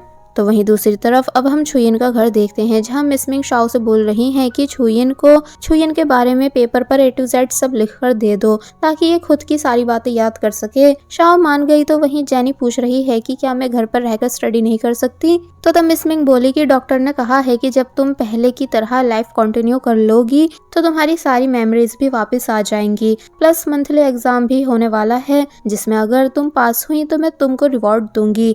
जेनी एक्साइटेड होने लगी कि क्या रिवॉर्ड में दोगी। तो तब मिस मिंग बोली कि जो तुम कहो। जेनी ये सुनकर बताने की काफी कोशिश करने लगती है कि मुझे पैसे चाहिए, लेकिन मिस मिंग उसकी बात को समझ नहीं पा रही थी। फिर कहती है कि मैं तुमको हमेशा की तरह लिमिटेड एडिशन बैग गिफ्ट करूंगी। तो तब जेनी और ज्यादा खुश हो गई क्योंकि वो जानती है कि लिमिटेड एडिशन बैग कितना ज्यादा एक्सपेंसिव होता है। वेल नेक्स्ट सीन में शाओ जेनी को सब बातें पेपर पर लिखकर देती है जो सब उसे याद करना है ताकि खुद के बारे में थोड़ा बहुत जान सके। फिर जब शाओ ने बताया कि ये तुम्हारी स्कूल यूनिफॉर्म है, जो कि जेनी को काफी ज्यादा पसंद आने लगी कि वाव ये कितनी ज्यादा अच्छी है, जिसे भी अगर मैं बेचने लगूं तो अच्छे खासे पैसे मिल जाएंगे। तो तब शाओ को जेनी की बातें काफी अजीब लगती हैं, इसलिए वो पूछने लगती है कि क्या आप इस तरह से बिहेव इसलिए कर रही हो क्योंकि आप मुझसे नाराज हो, क्योंकि पहले तो आप बिल्कुल भी हंसती नहीं थी। जेनी पूछने लगी कि मतलब यानी मैं तुमसे नाराज क्यों होंगी। तो तब शाओ बताने लगी कि जब आप घर से गई थी तो आपने जाने से पहले मुझे एक बास्केटबॉल टी शर्ट दी थी, ये बताकर कि इसे मैं कॉन्गलिंग के एड्रेस पर सेंड कर दूं, और उसी दिन मैंने आपके नेक में लॉकेट भी देखा था और फिर आप यहाँ से चली गई थी। शाओ अब आगे का सीन याद करती है कि वो कैसे छुयिन के जाने के बाद छुयिन के कपड़ों को पहनकर फोटोज क्लिक कर रही थी, पर ये बात जेनी को नहीं बताती, बस इतना बताती है कि उस टी शर्ट को मैंने निकाल कर देखा था पर मैं उसे वापस बॉक्स में रखना भूल गई थी, इसलिए बॉक्स खाली डिलीवर हो गया था। जेनी प्रेजेंट में पूछने लगती है कि वैसे ये कॉन्गलिन है कौन। तो तब शाओ ने बताया कि वही लड़का जिसको आपने बाथरूम की विंडो से देखा था। जेनी याद करती है है कि अच्छा वो, लेकिन मैं उसका फेस ठीक से नहीं देख पाई थी कि आखिर वो कौन था। और फिर मन ही मन सोचने लगी कि क्या कॉन्गलिन छुयिन का बेस्ट फ्रेंड है, यानी इन दोनों के बीच रिलेशन क्या है। अब वो रात में छुयिन के बारे में सारी बातें याद कर रही होती है जो मिस मिंग ने शाओ से पेपर पर लिखवा कर जेनी को दी थी, क्योंकि जेनी ने ही ये सब इन्फॉर्मेशन मांगी थी ताकि स्कूल में किसी को भी जेनी पर शक नहीं हो सके कि वो छुयिन नहीं है। और ये वही सीन है जिसको हम ड्रामा की स्टार्टिंग में देख चुके हैं। तो वहीं छुयिन जब जेनी के रूम में आती है जहाँ जेनी की रूममेट्स भी हैं, तो तब छुयिन को ऑब्वियसली ये जगह काफी न्यू लग रही थी। रूममेट्स छुयिन को देखकर परेशान होने लगती हैं कि कैसे उसके सर पर चोट लगी हुई है। फिर सुमी ने इन दोनों को बताया कि जेनी की याददाश्त जा चुकी है क्योंकि किसी चोर ने जेनी के हेड पर हिट कर दिया था। रूममेट्स हैरान होने लगी ये सब सुनकर। फिर छुयिन ने जेनी की फोटो को और जेनी के सामान को काफी ध्यान से देखा। साथ ही वो जेनी की बुक भी रीड करती है कि यहाँ कैसे कैसे सभी सेल्स का हिसाब लिखा हुआ है। इसलिए बस हैरान होती गई कि मैं यकीन नहीं कर पा रही हूँ, जबकि अब ये सब मुझे एकदम न्यू लग रहा है। अब नेक्स्ट डे हम स्कूल सीन देखते हैं जहाँ जब कॉन्गलिन क्लास में आया और फिर तभी अपना सामान यहाँ रखकर चला गया और वॉशरूम में आकर छुयिन की बातों को याद करने लगा कि छुयिन कैसे मुझसे ये चाहती है कि मैं अपना बेस्ट नहीं दूं, बल्कि वो हर चीज में टॉप करे, जबकि कॉन्गलिन जैसे सुपर इंटेलिजेंट स्टूडेंट के लिए ऐसा करना काफी मुश्किल है। इसलिए वो छुयिन को समझ नहीं पा रहा है कि आखिर वो मुझसे ऐसा क्यों करा रही थी। तो वहीं लीवाई कॉन्गलिन के डेस्क पर आता है और कॉन्गलिन का सामान देखने लगता है। एक्चुअली इसकी आदत है दूसरों को परेशान करने की, इसलिए कॉन्गलिन के टॉवल से सबको चिकन बनाकर दिखाने लगा और जोर जोर से हंस भी रहा था। कॉन्गलिन जब ये देखता है तो उसे ये हरकत बिल्कुल पसंद नहीं आई, इसलिए वो लीवाई से यहाँ से जाने का बोलने लगा। लेकिन लीवाई इतना बदतमीज था कि कॉन्गलिन के नाम का अजीब सा सॉन्ग बनाकर उसे चिढ़ाने लगता है। कॉन्गलिन वैसे तो उसे इग्नोर कर रहा था, पर जब लीवाई छुयिन के नाम का भी मजाक बनाने लगा तो तब ये सुनकर कॉन्गलिन को इतना ज्यादा गुस्सा आया कि वो लीवाई को मारने के लिए उसके पीछे भागा। तो वहीं दूसरी तरफ से जेनी फाइनली स्कूल आ चुकी है, पर उसे यहाँ आकर बिल्कुल अच्छा नहीं लग रहा था कि क्या मुझे सच में पढ़ना पड़ेगा। ये तभी टीचर आई और बताने लगी कि मुझे तुम्हारी मॉम ने तुम्हारी सारी कंडीशन बता दी है। फिर तभी जेनी को मोबाइल देती हैं ये बताकर कि ये तुमको तुम्हारी मॉम ने भिजवाया है। जेनी काफी ज्यादा खुश हुई कि क्या न्यू मोबाइल। और फिर जब वो टीचर के साथ यहाँ से जाने लगी और सेल्फी ले रही थी तो तब लीवाई जो कि भागता हुआ आ रहा है वो जेनी को देखकर उससे टकरा जाता है और जेनी को गिरने से बचा लेता है। कॉन्गलिन शॉक हुआ कि छुयिन वापस स्कूल आ चुकी है, तो वहीं लीवाई भी जेनी को नॉन स्टॉप देखता है। जेनी खुश हो रही थी लीवाई को देखकर कि वाव ये कितना ज्यादा हैंडसम है, पर जब वो देखती है कि जो लड़का सामने खड़ा है वो इससे भी ज्यादा हैंडसम है, इसलिए तभी उसने लीवाई को खुद से दूर कर दिया। जबकि कॉन्गलिन को बिल्कुल अच्छा नहीं लगा था कि छुयिन कैसे लीवाई के क्लोज थी। लीवाई कॉन्गलिन के पास आकर पूछता है कि क्या ये लड़की तुम्हारी गर्लफ्रेंड है, तो वहीं जेनी खुशी से कॉन्गलिन को देख रही होती है और बस मन ही मन बोल रही होती है कि मैं इस लड़के से अट्रैक्ट हो रही हूँ, ये कुछ ज्यादा ही हैंडसम है और इसकी आईज भी अट्रैक्टिव हैं। लेकिन जब जैसे जेनी का पैर मुड़ा और उसे खड़े होने में प्रॉब्लम होने लगी तो तब कॉन्गलिन जल्दी से जेनी के पास आता है और उसे उठाकर यहाँ से लेकर जाने लगा, जो देखकर सभी लोग सरप्राइज रह गए। इनफैक्ट लीवाई भी हंसने लगता है कि वाह क्या सीन है। फिर जब कॉन्गलिन जेनी की फिक्र में जेनी को मेडिकल रूम लेकर जा रहा होता है तो तब जेनी कॉन्गलिन को नॉनस्टॉप देखती जा रही थी कि ये कैसे मेरी फिक्र कर रहा है। और कितनी अजीब बात है ना कि मैं बिल्कुल अभी स्कूल में आई हूँ और 2 हैंडसम लड़कों से मिल चुकी हूँ, और अब क्योंकि जेनी भी पक्की ड्रामेबाज है इसलिए बिना दर्द के भी जोर से चिल्लाने लगी कि मेरा पैर दुख रहा है। तो तब कॉन्गलिन और ज्यादा डर गया और जेनी को जल्दी से मेडिकल रूम ले आया, जहाँ डॉक्टर नहीं थे, इसलिए वो खुद ही जेनी के पैर पर मेडिसिन लगाने लगता है, जबकि जेनी बस कॉन्गलिन को घूरती जा रही थी, ये कहते हुए कि इसकी आईज के साथ साथ इसकी नोज भी प्यारी है, इसके लिप्स भी प्यारे हैं, यानी फुल फेस फीचर्स प्यारे हैं और क्लोज से ये और भी ज्यादा हैंडसम दिखता है। तो वहीं कॉन्गलिन जेनी से पूछता है कि एसओएस का क्या मतलब था जो तुमने बॉक्स पर लिख कर दिया था, क्या तुम किसी प्रॉब्लम में थी। जेनी हैरान हुई कि क्या एसओएस, क्या छुयिन किसी परेशानी में थी। फिर कॉन्गलिन से बोली कि मुझे इस बारे में कुछ भी नहीं पता। कॉन्गलिन को अजीब लगता है कि इसे कैसे इस बारे में पता नहीं है, पर तभी डॉक्टर यहाँ आ गए कॉन्गलिन का नाम पुकारते हुए। जेनी शॉक हुई कि क्या इसका नाम कॉन्गलिन है, यानी वही जो उस दिन घर के बाहर आया था। इसलिए जब कॉन्गलिन यहाँ से चला गया तो तब जेनी भी जल्दी से यहाँ से जाने लगी, ये कहकर कि अब मैं एकदम ठीक हूँ। वो जल्दी से बाहर आई और कॉन्गलिन को ढूंढने लगी। तो तब लीवाई यहाँ आकर कहता है कि तुम्हारा पैर इतनी जल्दी ठीक कैसे हो गया। जेनी हैरान हुई लीवाई को देखकर, फिर कहती है कि इस बात को सभी से सीक्रेट रखना। तो तब लीवाई कहता है कि वाओ, हम पहली बार मिल रहे हैं और तुम मुझसे सीक्रेट रखने के लिए कह रही हो। तो तब जेनी भी लीवाई से लीवाई के ही स्टाइल में बात करने लगती है कि देखो, मुझे कम मत समझना, मैं कभी किसी की समझ में नहीं आती हूँ। फिर पूछने लगी कि वैसे तुम अभी कुछ देर पहले कॉन्गलिन से क्या कह रहे थे, यानी गर्लफ्रेंड जैसा कुछ। तो तब वो बताता है कि हाँ, मैंने कुछ लोगों से सुना है कि तुम कॉन्गलिन की गर्लफ्रेंड हो। तो ये सुन जेनी हैरान हुई कि क्या सच में ऐसा है कि छुयिन कॉन्गलिन की गर्लफ्रेंड थी। फिर पूछती है कि तुमको मेरे बारे में और क्या क्या पता है। लीवाई को अजीब लगा कि ये अपने बारे में मुझसे क्यों पूछ रही है, इसलिए बताता है कि मैं खुद यहाँ न्यू हूँ। और अब जब इंग्लिश में जेनी से बात करने लगा, जो सब जेनी को बिल्कुल समझ नहीं आ रहा था, क्योंकि अगर छुयिन होती तो वो समझ जाती, इसलिए जेनी लीवाई से बोली कि तुम बहुत बेकार हो और फिर तभी यहाँ से चली गई, लेकिन एक्टिंग करते हुए कि जैसे उसके पैर में तकलीफ है। तो तब लीवाई ये देखकर हंसता है और कहता है कि जरा देखो तो इस ड्रामेबाज लड़की को, पर कोई नहीं, मुझे ये लड़की इंटरेस्टिंग लगी, आई लाइक इट, और फिर यहाँ से चला गया। वेल, जेनी ने फाइनली कॉन्गलिन को ढूंढ लिया था, इसलिए वो तभी कॉन्गलिन के पास आ गई और खुश होती है कि ये तो उसी क्लास में जा रहा है जो कि मेरी भी क्लास है, इसका मतलब हम क्लासमेट्स हैं। और फिर कॉन्गलिन को आवाज देकर रोकती है। कॉन्गलिन रुक गया, लेकिन जब जेनी भागती हुई कॉन्गलिन के पास आई तो तब कॉन्गलिन हैरानी से पूछता है कि तुम्हारा लेग तो इंजर्ड था ना। तो तब वो कहती है कि हाँ, पर अब ठीक है। फिर पूछती है कि तुम उस दिन मेरे घर के बाहर क्यों आए थे। कॉन्गलिन बोला, तुम्हारी फिक्र में। और जब जेनी की आंख के पास लगी चोट को टच करने ही वाला था, पर वो दूर हो गई। कॉन्गलिन पूछता है कि क्या किसी ने तुमको मारा है। तो तब वो बोलती है कि नहीं, ऐसा कुछ भी नहीं है, ये सिर्फ एक एक्सीडेंट था। और जिस तरह से हंस के बात कर रही होती है तो तब कॉन्गलिन को काफी अजीब लगता है कि तुम स्माइल कर रही हो। तो तब जेनी बोली कि हाँ, क्योंकि स्माइल करते हुए मैं बहुत प्यारी लगती हूँ, इसलिए अब स्माइल करती रहूंगी। कॉन्गलिन को जेनी का ऐसा बिहेवियर काफी अजीब लग रहा होता है, क्योंकि रियल छुयिन ऐसी बिल्कुल भी नहीं थी। फिर जब कॉन्गलिन ने जेनी का लॉकेट देखा तो वो उससे पूछने लगा कि अब ये कौन सा प्लान है तुम्हारा, यानी आखिर अब तुम क्या करना चाह रही हो। जेनी कुछ भी समझ नहीं पाई कि ये लॉकेट देखकर ऐसा क्यों कह रहा है। फिर कॉन्गलिन परेशान होकर जेनी से काफी सारे क्वेश्चंस करने लगा कि आखिर तुम कहाँ चली गई थी और क्यों गई थी, आखिर चल क्या रहा है तुम्हारी लाइफ में, यानी सब ठीक तो है, क्योंकि मैं रोज तुम्हारी फिक्र में मर रहा था। बट जेनी, जिसे छुयिन के बारे में कुछ पता नहीं है, इसलिए वो कॉन्गलिन को क्या ही बताती, इसलिए कह देती है कि मेरी याददाश्त जा चुकी है। जो सुनकर कॉन्गलिन शॉक रह गया कि क्या याददाश्त जा चुकी है। और बस फिर इसी सीन के साथ ये पार्ट यहीं पर एंड हो जाता है। सो अभी तक हमने देखा कि कॉन्गलिन शॉक रह गया था ये बात जानकर कि जेनी, जिसे वो छुयिन समझ रहा है, उसकी याददाश्त जा चुकी है, इसलिए तभी जेनी को अपने साथ एक ऐसी जगह लेकर आया जहाँ कोई नहीं हो। और फिर पूछता है कि तुम सच कह रही हो, यानी क्या सच में तुम्हारी याददाश्त चली गई है या ये कोई मजाक है। तो तब जेनी बताती है कि नहीं, ये बात सच है।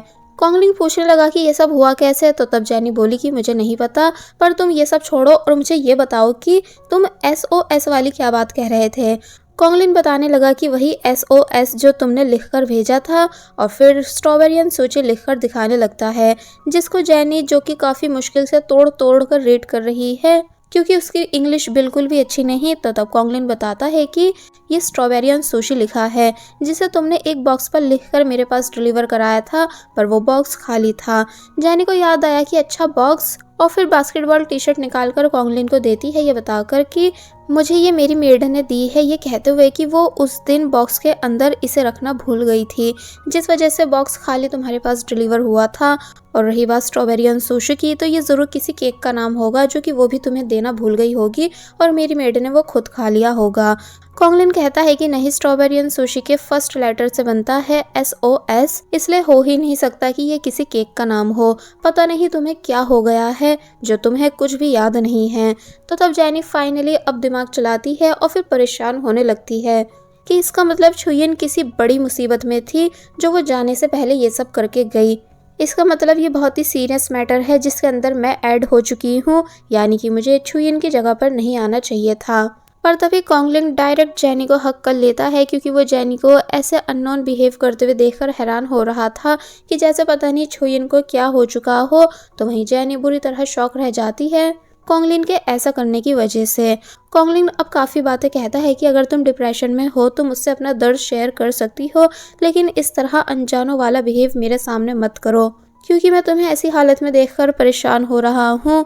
और अगर तुम याददाश्त जाने की एक्टिंग कर रही हो तो प्लीज़ ये भी बंद कर दो। जेनी चिल्लाई कि नहीं, ये झूठ नहीं है, और फिर तभी कॉन्गलिन को खुद से दूर कर देती है और फिर यहाँ से जाने लगी। क्योंकि वो कॉन्गलिन के और किसी सवाल का जवाब नहीं दे सकती थी। नेक्स्ट सीन में क्लासमेट्स बातें कर रहे होते हैं कि आज छुयिन कैसे गिरने की एक्टिंग कर रही थी और कॉन्गलिन कैसे उसे उठाकर मेडिकल रूम लेकर गया। फिर तभी जैनी यहाँ आई, जिसके पास लीवाई आता है और पूछता है कि बताओ तुम कहाँ बैठोगी, तुम्हारी सीट कौन सी है। जैनी बोली मुझे नहीं पता। तो तब एक दो स्टूडेंट्स बताते हैं कि छुयिन यहाँ बैठती है। तो तब जैनी उस सीट पर बैठ गई। कॉन्गलिन भी क्लास में आ चुका था। फिर जब निकी यहाँ आई और जैनी के पास आकर खड़ी हो गई, जिसे क्लासमेट समझकर जैनी ने स्माइल करते हुए हेलो करा। तो तब निकी को काफी अजीब लगा और वो डायरेक्ट पूछती है कि आखिर तुम हो कौन। जैनी हैरान हो गई निकी की इस बात से, एंड निकी ने ऐसा इसलिए बोला क्योंकि वो छुयिन को अच्छे से जानती है और एक तरह से वो छुयिन की एनिमी भी है। जैनी बोली कि मैं छुयिन हूँ। तो तब निकी बोली कि ऐसा लग ही नहीं रहा है, क्योंकि छुयिन कभी स्माइल नहीं करती थी। जैनी को गुस्सा आ गया इस बात को सुनकर कि आखिर इन अमीर लोगों की प्रॉब्लम क्या है जो हर कोई सबसे पहले मेरी स्माइल को टोक रहा है। क्या छुयिन कोई ज़ॉम्बी थी जिसका स्माइल करना सबको इतना अजीब लग रहा है? और ये लड़की है कौन जो अपनी नज़रों से मेरा मर्डर करने की कोशिश कर रही है? ओ गॉड, मैं कहाँ फंस गई हूँ। और फिर काफ़ी सोचने के बाद खड़े होकर जोर से चिल्लाकर सबको बता देती है कि मेरी याददाश्त जा चुकी है, इसलिए कोई भी मुझसे किसी तरह का क्वेश्चन नहीं करे। सभी शॉक हुए इस बात को सुनकर कि आखिर ऐसा कैसे हो गया, यानी ये बात सभी को हैरान कर जाती है। तो वहीं निकी कहती है कि मेमोरी जाने पर वॉइस भी चेंज हो जाती है क्या? और कहीं ये सब तुम्हारे साथ इसलिए तो नहीं हो रहा क्योंकि तुम अपने घर से गायब थी? जैनी बोली कि हाँ वही, तुम एकदम करेक्ट गैस कर रही हो। तो तब निकी को जैनी और ज्यादा अजीब लगने लगती है कि कैसे इसकी तो पूरी पर्सनैलिटी चेंज हो चुकी है, जबकि पहले ये ऐसी बिल्कुल भी नहीं थी, बल्कि घमंडी थी। तो वहीं लीवाई भी इन सभी बातों को सुन रहा था। छुयिन अब वॉशरूम आई और खुद से बोली कि आखिर मैंने ये खुद को कहाँ फंसा लिया है। मैं लोगों के सवालों के जवाब दे देकर परेशान आ चुकी हूँ। एंड छुयिन तुम कहाँ हो, और कहीं तुम्हारे साथ सच में कुछ बुरा तो नहीं हो गया जो तुम्हें हेल्प चाहिए थी? इसलिए डिसाइड करती है कि मुझे इस लाइफ से निकलने से पहले छुयिन की सच्चाई का पता लगाना होगा, वरना कहीं मेरे ऊपर उसके गायब होने का इल्जाम नहीं लग जाए। कि तभी निकी यहाँ आती है और पूछने लगती है कि क्या हुआ, क्या तुम टेस्ट को लेकर टेंशन में हो?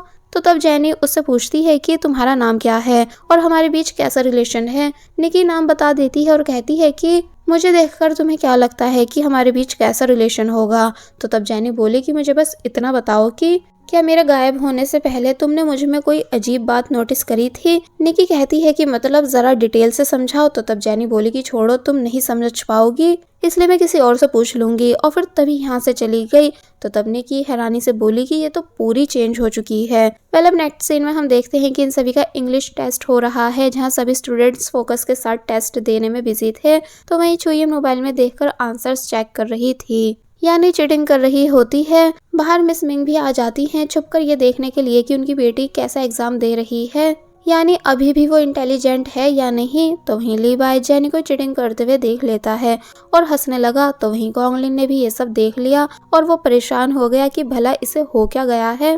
तो वहीं टीचर जब जैनी के पास आने वाली होती हैं और जैनी को चीटिंग करते हुए पकड़ने ही वाली थी कि तभी लीवाई उन्हें आवाज देता है कि मुझे ये चाइनीज वर्ड समझ नहीं आ रहा है। जो सुनकर छुयिन अलर्ट हो गई और मोबाइल अंदर कर लेती है, यानी एक तरह से लीवाई की वजह से बच जाती है। तो वहीं टीचर लीवाई से बोली कि ये इंग्लिश का टेस्ट है ना कि चाइनीज का। तो वो बोला कि आप मुझे इंग्लिश में ही चाइनीज समझा दो, जिस बात से टीचर इरिटेट होने लगी। तो वहीं जैनी, जिसका दिमाग घूमा जा रहा है इतने हार्ड क्वेश्चंस को देखकर, वो मन ही मन सोचने लगी कि भला मैं इतना क्यों सोच रही हूँ। ऑलरेडी और काफी सारी प्रॉब्लम्स मेरी लाइफ में आई हुई हैं, इसलिए कुछ तो मुझे हल्के में लेना चाहिए। इसलिए वो तभी एक के बाद एक आंसर पर टिक लगा देती है और यहाँ से जाने लगती है फुल कॉन्फिडेंस के साथ, ये बोलते हुए कि मेरा एग्जाम हो गया है। सभी ये सुनकर शॉक रह गए कि क्या इसने इतनी जल्दी एग्जाम कर दिया, इसका मतलब याददाश्त जाने के बाद भी ये आज भी इंटेलिजेंट है। तो वह लीवाई भी अपना पेपर दे देता है कि मेरा भी टेस्ट हो चुका है, ताकि वो जैनी के पीछे जा सके। मिस मिंग ये सब देख चुकी थी, इसलिए वो भी यहाँ से चली गई। और अब हम एक मिस बॉन्ग नाम की टीचर को देखते हैं, जो कि 2 लेट आने वाले स्टूडेंट्स को डांट रही हैं और उनकी यूनिफॉर्म को भी ठीक करा रही थी, जिनको देखकर छुयिन तो यहाँ से छुपकर जाने लगती है। बट मिस बॉन्ग लीवाई को देख लेती हैं और बोलती हैं कि इधर आओ। लीवाई पूछता है कि कौन, क्या मैं? तो वो बोली कि हाँ मैं तुम्ही से बात कर रही हूँ, यहाँ आओ। और फिर लीवाई को डांटने लगी कि तुमने ये क्या हेयर स्टाइल बना रखा है, तुम यहाँ स्कूल में पढ़ने आते हो या फिर पार्टी करने? कल इसे काट कर आना। तो तब लीवाई इंग्लिश में बात करने लगा कि जैसे वो मिस बॉन्ग की लैंग्वेज को समझ नहीं पा रहा है। तो ये सुन वो डायरेक्ट सीजर बाहर निकाल लेती हैं कि आज तेरे बाल के साथ साथ तेरी जबान भी काट दूंगी। लीवाई डर गया और फिर डर के मारे वो कोरियन, जापानीज, थाई यानी सभी लैंग्वेजेस में मिस बॉन्ग को सॉरी करने लगता है, क्योंकि लीवाई को बहुत सारी लैंग्वेजेस आती हैं। बट मिस बॉन्ग उसे छोड़ नहीं रही थी। पर जब वो जेनी को जाते हुए देखती हैं, जो कि छुप कर यहाँ से निकल रही थी, तो तब वो जेनी को रोकती हैं और बोली कि मेरे ऑफिस में चलो। जिसके बाद अब हमें जेनी को मिस बॉन्ग के ऑफिस में दिखाया गया, जहां वो बोली कि मुझे तुम्हारी मेमोरी प्रॉब्लम के बारे में पता चला है। देखो मैं तुम्हारी टीचर हूँ, इसलिए जो भी मन में हो तुम मुझसे शेयर कर सकती हो और फिर दोबारा घर छोड़ के मत जाना। तो तब वो बोली कि बिल्कुल। पर जब वो क्लास में वापस आई तो तब लीवाई उससे पूछने लगता है कि क्या मैं ये टी शर्ट ले सकता हूँ, ये मुझे तुम्हारी डेस्क पर रखी मिली है। जेनी कह देती है कि हाँ जाओ ले लो, पर बस मुझे परेशान मत करो। तो तब वो काफी ज्यादा खुश हो गया। और फिर जब बास्केटबॉल कोर्ट में उस टी शर्ट को पहनकर आया तो ये देखकर कॉन्गलिन को गुस्सा आ जाता है कि ये तो मेरी है, जिसे छुयिन ने गिफ्ट करा था, तुम्हें ये किसने दी। लीवाई बताता है कि छुयिन ने ही। तो तब कॉन्गलिन को और ज्यादा गुस्सा आ गया कि वो तुम्हें ये कैसे दे सकती है। लीवाई पूछता है कि क्यों, क्या वो तुम्हारी गुलाम है। कॉन्गलिन बोला अभी उतारो इसे, बट लीवाई मना कर देता है। फिर जब कॉन्गलिन ने नोटिस करा कि लीवाई ने टी शर्ट पर पेन चलाकर उसे खराब भी कर दिया है, इसलिए इस वजह से यहाँ इन दोनों के बीच बुरी तरह लड़ाई हो गई। तो वहीं जेनी जो कि ये सोचते हुए यहाँ आ रही है कि मैं कॉन्गलिन को सब सच बता दूंगी कि मैं छुयिन नहीं हूँ, फिर वो पता लगाएगा कि आखिर असली छुयिन कहाँ है और वो किसी बड़ी मुसीबत में तो नहीं है। पर जब वो यहाँ इन दोनों को लड़ते हुए देखती है तो कहने लगी कि इस टाइम मेरा कॉन्गलिन से बात करना ठीक नहीं होगा। कि तभी यहाँ निकी आ गई और जेनी को अपने साथ बात करने के लिए ले जाती है, जहाँ वो जेनी को बताने लगी कि मैं कॉन्गलिन को पूरे 10 साल से जानती हूँ, यानी सिर्फ मैं उसकी अच्छी दोस्त हूँ, इसलिए तुम कॉन्गलिन से दूर रहोगी। जेनी कहती है कि हाँ मुझे वैसे भी इतना कुछ इंटरेस्ट नहीं। तो वहीं लीवाई कॉन्गलिन से बोलता है कि सिर्फ एक टी शर्ट के चक्कर में तुम्हें मुझसे फाइट नहीं करनी चाहिए थी, और फिर तभी टी शर्ट उतार के फेंक कर यहाँ से चला जाता है। कॉन्गलिन अब जेनी से बात करने आता है कि तुमने ये लीवाई को क्यों दी थी, जबकि तुमने तो ये मुझे दी थी ना। तो तब जेनी बातें घुमाने लगी कि उस टाइम मेरा ध्यान किसी और बात में था और मुझे नहीं पता था कि तुम इतना बुरा मान जाओगे। तो तब कॉन्गलिन धीरे धीरे जेनी के क्लोज आने लगा और उससे बोला कि देखो सिर्फ मैं तुम्हारा अच्छा दोस्त हूँ, इसलिए तुम सिर्फ मुझे गिफ्ट्स देने के राइट्स रखती हो, ना कि किसी और लड़के को। साथ ही अब इस टी शर्ट पर पेन चला दिया गया है। वैसे तो लीवाई मना कर रहा है कि ये काम उसका नहीं, पर बस अब मैं इसे पहन नहीं सकता हूँ, तो तुम ही इसे रखो। और फिर तभी यहाँ से चला जाता है, जबकि जेनी कहती रह गई कि जब इसे ये अपने पास रखनी ही नहीं थी तो उसने लीवाई से छीनी ही क्यों। मतलब नेक्स्ट सीन में हम छुयिन को देखते हैं, जिसका शाओ हेयर कलर चेंज करने वाला है, ये बताते हुए कि मैं हर साल तुम्हारे बालों पर नए कलर्स करता हूँ क्योंकि यही स्टाइल तुमको पसंद है। बट छुयिन साफ मना कर देती है कि मुझे अपने बालों पर कुछ नहीं कराना। मुझे नहीं पता कि मैं पहले ऐसा क्यों कराती थी, लेकिन अब ये सब कलर्स मुझे वाहियात लग रहे हैं। और फिर तभी यहाँ से चली गई। तो तब शाओ एंड सुमी एक बार फिर काफी ज्यादा हैरान होने लगते हैं कि ये तो बहुत ही बदल चुकी है। तो वहीं दूसरी तरफ जेनी जब स्कूल से वापस घर जा रही होती है तो वो शाओ से पूछने लगती है कि मॉम कहाँ है। शाओ ने बता दिया कि वो किसी काम में बिजी हैं। तो तब जेनी शाओ से पूछने लगी कि वैसे मेरे और तुम्हारे बीच पहले कैसे रिलेशन थे। तो ये सुन शाओ याद करने लगी कि छुयिन कैसे उसके साथ रूठ रही है, जिससे वो डरा भी करती थी। और जब वो छुयिन के कपड़े वॉश करते टाइम गलती से खराब कर देती थी तो छुयिन शाओ के फेस पर फ्रिज मार देती थी और फिर ऐसे करती थी कि जैसे उसने कुछ करा ही नहीं हो। साथ ही छुयिन को ये भी पता चल जाता था कि शाओ उसकी मॉम की लिपस्टिक यूज करती है और साथ ही क्रीम भी, इसलिए छुयिन शाओ को ब्लैकमेल भी करके रखती थी कि मैं मॉम को तुम्हारी हरकतों के बारे में बता दूंगी। यानी एक तरह से छुयिन और शाओ के बीच रिलेशन ज्यादा ठीक नहीं रहे हैं। पर शाओ प्रेजेंट में जेनी को बताती है कि हम दोनों शुरू से बेस्ट फ्रेंड्स की तरह रहे हैं। तो ये सुन जेनी बोली कि अच्छा ऐसा है तो फिर हम अब भी बेस्ट फ्रेंड्स की तरह रहेंगे। अब नेक्स्ट सीन में हम मिस मिंग को देखते हैं, जो कि डॉक्टर की बात याद कर रही हैं कि वो कैसे बता रहे थे कि छुयिन की बॉडी में जो पहले की थोड़ी बहुत इलनेस थी वो सब इरेज हो चुकी हैं, जो कि किसी मैजिक से कम नहीं। साथ ही आज जब मिस मिंग ने जेनी को क्लास में चीटिंग करते हुए देखा था तो उन्हें ये सब बिल्कुल अच्छा नहीं लगा था और फिर वो उस दिन को भी याद करने लगती हैं जब जेनी घर से काफी सारा सामान लेकर जा रही थी, जैसे कि वो उसे चोरी कर रही हो। इसलिए इन सभी बातों को याद करके वो अब जेनी पर शक करने लग जाती है कि ये मेरी बेटी है भी या नहीं। कि तभी जेनी यहाँ आ जाती है और मिस मिंग को देखकर खुश हो रही होती है, बट वो उससे आज थोड़ा रूडली बात करती हैं और बस इतना कहती हैं कि मुझे उम्मीद है कि तुम हर बार की तरह इस बार भी ग्रेड 1 लाओगी। तो तब जेनी को काफी अजीब लगा कि ये आज मुझसे इतना रूडली बात क्यों कर रही हैं और गुस्से में नजर क्यों आ रही हैं। वेल अब रात में जेनी अपने इस न्यू मोबाइल से एफबी ऑन करती है, जिससे उसको पता चला कि सुमी ने अपना मोबाइल बेच दिया है पैसों की कमी की वजह से। लेकिन मोबाइल बेचने से पहले उसने वीडियो पोस्ट करी थी सभी को ये बताने के लिए कि अगर कोई भी उसे कॉल करे और कॉल नहीं लगे तो इसलिए कोई भी परेशान नहीं हो। जेनी वैसे तो आराम से सुमी की बातें सुन रही होती है, यानी आराम से वीडियो देख रही थी, लेकिन जब जैसी वो बैकग्राउंड में अपनी हमशक्ल छुयिन को नोटिस करती है तो ये देखकर उसके होश उड़ गए कि क्या मेरी हमशक्ल छुयिन वहाँ है। और बस फिर इसी सीन के साथ ये पार्ट यहीं पर एंड हो जाता है। अभी तक हमने देखा कि जेनी शॉक रह गई सुमी की एफबी वीडियो में छुयिन को देखकर कि इसका मतलब छुयिन वहाँ है और मैं यहाँ हूँ उसके घर में। फिर अब हम सुमी की बातें सुनते हैं जो कि सभी को अपनी फ्रेंड छुयिन, जिसे वो जेनी समझ रही है, उसकी कंडीशन बताती है कि कैसे मेरी फ्रेंड की याददाश्त जा चुकी है, जिस वजह से हमें और ज्यादा नुकसान उठाना पड़ रहा है। फिर तभी हम छुयिन के सीन्स देखते हैं कि वो कैसे अपने कॉलेज में क्लासेस अटेंड करने जाने लगती है। तो इस बात से सुमी काफी ज्यादा शॉक हुई थी कि तुम्हें पढ़ाई का शौक कब से हो गया। फिर जब ये लोग अपने काम यानी कपड़े बेचने आए तो छुयिन से ये काम भी सही से हो नहीं रहा था, यानी उससे जोर जोर से चिल्लाकर कस्टमर्स को बुलाया ही नहीं जा रहा था, जो बात शाओ और सुमी दोनों को शॉकिंग लगी। फिर नेक्स्ट सीन में जब ये सब रेस्टोरेंट में खाना खाने आए और सुमी छुयिन के लिए वो डिश ऑर्डर करती है जो कि जेनी हमेशा खाया करती थी। साथ ही सुमी ने बताया भी कि ये कौन से एनिमल के ऑर्गन हैं। तो ये सुनकर छुयिन के मुंह से वो खाना बाहर आने लगा, यानी उसका जी खराब हो जाता है, पर वो कैसे भी करके बाइट को निकलती है।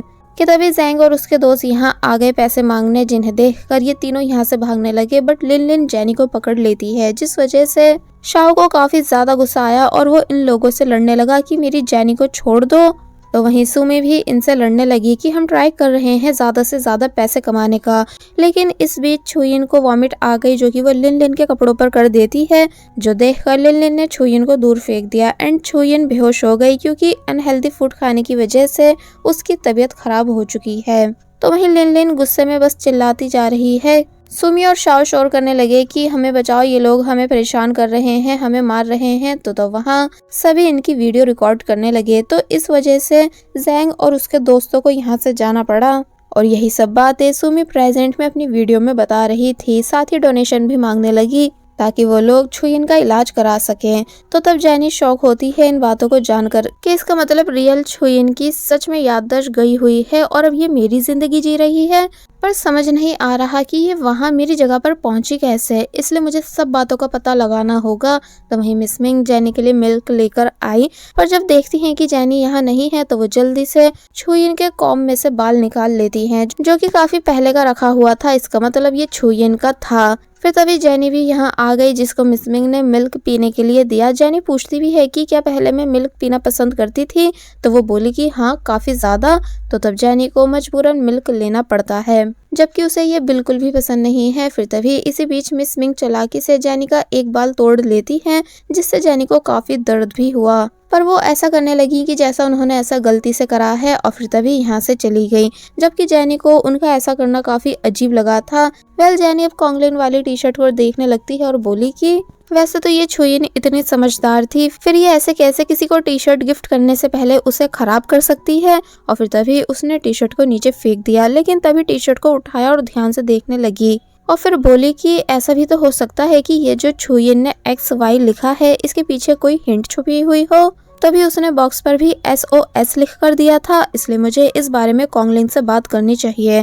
पहले नेक्स्ट सीन में हम देखते हैं कि सभी स्टूडेंट्स मंथली एग्जाम का रिजल्ट देख रहे हैं, जिससे सभी को पता चलता है कि फर्स्ट रैंक लीबाई की है, यानी उसने टॉप करा है, जिस बात से सब काफी ज्यादा इम्प्रेस हुए। लेकिन जेनी फेल हो चुकी थी, इसलिए जब जेनी आई तो वो सब उसे इस बारे में बताने लगे कि अब तुम नॉर्मल क्लास में चली जाओगी, यानी हमारी गिफ्टेड क्लास में नहीं रहोगी, क्योंकि उसमें सिर्फ वही स्टूडेंट्स रहते हैं जो टॉप 15 में अपनी जगह बना पाते हैं। साथ ही सब शौक भी थे कि छुयिन फेल कैसे हो गई, जबकि ये तो अक्सर टॉप करा करती थी। जेनी भी ये चीज देखकर परेशान होने लगी कि अब मुझे रिवॉर्ड में मिलने वाले बैग का क्या होगा, लेकिन लीवाई छुयिन से हंसी मजाक कर रहा था कि अगर तुम क्लास से गई तो क्लास में मजा नहीं आएगा। पर जब जेनी पीछे मुड़ के देखती है तो कॉन्गलिन छुयिन को घूर रहा होता है, क्योंकि वो अपनी फर्स्ट रैंक इसलिए नहीं लाया था क्योंकि रियल छुयिन ने उससे ऐसा करने से मना करा था ताकि वो खुद फर्स्ट पर रह सके। बट अब दोनों में से कोई भी फर्स्ट पर नहीं है बल्कि लीवाई है। इसलिए कॉन्गलिन जेनी का हाथ पकड़कर उसे अपने साथ यहाँ से ले जाता है और अकेले में बात करता है कि आखिर तुम ऐसा क्यों कर रही हो। मुझे लगा था कि अगर मैं फर्स्ट पर नहीं आया तो तुम खुश होंगी और खुद फर्स्ट पर आओगी, लेकिन तुम खुद फेल हो चुकी हो। आखिर तुम क्यों खुद के साथ ऐसा कर रही हो। तो तब जेनी अब क्या ही बोलती, उसके पास कोई जवाब भी नहीं था क्योंकि उसे तो कुछ आता ही नहीं था, इस वजह से वो फेल हुई थी। मगर फिर कॉन्गलिन को टी शर्ट पर बने XY के बारे में बताने लगी, ये कहते हुए कि ये कोई क्लू हो सकता है, यानी क्या पता मैं जब गायब हुई थी उससे पहले किसी मुसीबत में थी, इसलिए मैंने बॉक्स पर SOS लिखा था और टी शर्ट पर भी कोई क्लू छोड़ दिया ताकि तुम उसे समझ सको। तो तब पहले तो कॉन्गलिन बात को समझ नहीं रहा था, पर जब टी शर्ट पर बने XY को ध्यान से देखता है तो उसे जेनी की बात सही लगी कि हाँ ये एक क्लू ही है। वेल अब हम मिस मिंग को देखते हैं जो कि छुयिन एंड जेनी के हेयर को लैब लेकर जा रही हैं DNA टेस्टिंग के लिए कि ये दोनों हेयर एक ही लड़की के हैं या अलग अलग के, जिस बात से वो काफी नर्वस भी नजर आ रही थी। तो वहीं कॉन्गलिन एंड जेनी XY का मतलब ढूंढ रहे होते हैं और अब क्योंकि ये सब बास्केटबॉल टी शर्ट पर बना था इसलिए ये लोग बास्केटबॉल से रिलेटेड ही सर्चिंग कर रहे थे कि तभी दोनों के हेड टकरा गए, इसलिए जेनी कॉन्गलिन को सॉरी करने लगी। पर तभी निकी भी यहाँ आ गई जो कि चिढ़ने लगी इन दोनों को एक साथ ऐसे देखकर, इसलिए पूछती है कि आखिर तुम दोनों क्या कर रहे हो। जेनी का तो बिल्कुल मन नहीं था निकी को कुछ भी बताने का, बट कॉन्गलिन बोला कि निकी भी इंटेलिजेंट है जिस वजह से हमें हेल्प लेनी चाहिए निकी को भी इस मैटर में ऐड करके, इसलिए दोनों निकी को पूरी बात बताते हैं और बास्केटबॉल की टी शर्ट पर प्रिंट हुए ब्रिज पर बने XY का मतलब ढूंढने को कहते हैं। लीवाई भी इनको ज्वाइन कर लेता है क्योंकि वो काफी टाइम से इन तीनों को साथ में सीरियस बात करते हुए देख रहा था, इसलिए जबरदस्ती वो भी इस काम में इन सब के साथ ऐड हो गया। फिर बस होना क्या था, ये तीनों इंटेलिजेंट स्टूडेंट्स तरह तरह के फॉर्मूलाज लगाकर XY का मतलब निकालने लगे, जिनकी इंटेलिजेंसी को देखकर जेनी शॉक रह गई कि वाव ये तीनों स्टडी में कितने स्मार्ट हैं। फिर फाइनली इन्होंने तोड़ जोड़कर एक नंबर निकाला जो कि इस XY से जुड़ा हुआ था। पर अब प्रॉब्लम ये थी कि आखिर इस नंबर का मतलब क्या है, यानी ये नंबर किस चीज के लिए है। जेनी उल्टी सीधी बातें करती है कि मेरी बॉडी का मेजरमेंट तो नहीं। तो तब लीवाई बोला कि नहीं, तुम्हारी बॉडी का मेजरमेंट नंबर अलग होगा क्योंकि मैं तुमको अच्छे से देख चुका हूँ और निकी का भी ये नंबर नहीं हो सकता। तो तब वो दोनों हैरान हुई और उससे कहती हैं कि तुम बहुत बदतमीज हो। फिर तभी एक अंकल बोले कि अब तुम सबको यहाँ से जाना चाहिए क्योंकि लाइब्रेरी बंद होने वाली है। जो सुनकर ये सब यहाँ से जाने लगे, पर जब जेनी एक बुक दे रही थी जिस पर उसी तरह नंबर लिखा हुआ था जैसा इन्होंने निकाला था, तो तब कॉन्गलिन समझ गया कि जो हमने नंबर निकाला है उसका मतलब यही कि लाइब्रेरी की एक शेल्फ से है जिसमें इस नंबर की हमें बुक मिलेगी। तो ये सुनो अब बस होना क्या था, ये सब उस नंबर की बुक को ढूंढने लगे जो कि फाइनली जेनी को मिल भी गई।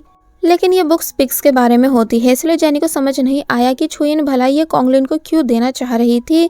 तो वहीं लीवाई हंसने लगा कि तुम अजीब हो। तो वहीं निकी और कॉन्गलिन कुछ भी समझ नहीं पाए। फिर नेक्स्ट सीन में जेनी उस बुक को घर लेकर आ चुकी होती है एंड बुक को रीड करते हुए हंस रही थी। मिस मिंग यहाँ आई और जेनी से रिजल्ट का पूछती हैं, तो तब जेनी उनसे झूठ कह देती है कि मैं हमेशा की तरह फर्स्ट आई हूँ। तो तब मिस मिंग काफी ज्यादा खुश हो गई और बोली कि तुमने मेरा दिल खुश कर दिया, इसलिए मैं कल ही तुमको तुम्हारा रिवॉर्ड ला कर दूंगी। जेनी भी काफी ज्यादा खुश हो गई। फिर वो मिस मिंग से पूछती है कि वैसे जब मैं गायब हुई थी तो क्या उससे पहले हमारे बीच कोई बात हुई थी, मतलब क्या हमारे बीच कुछ बुरा हुआ था।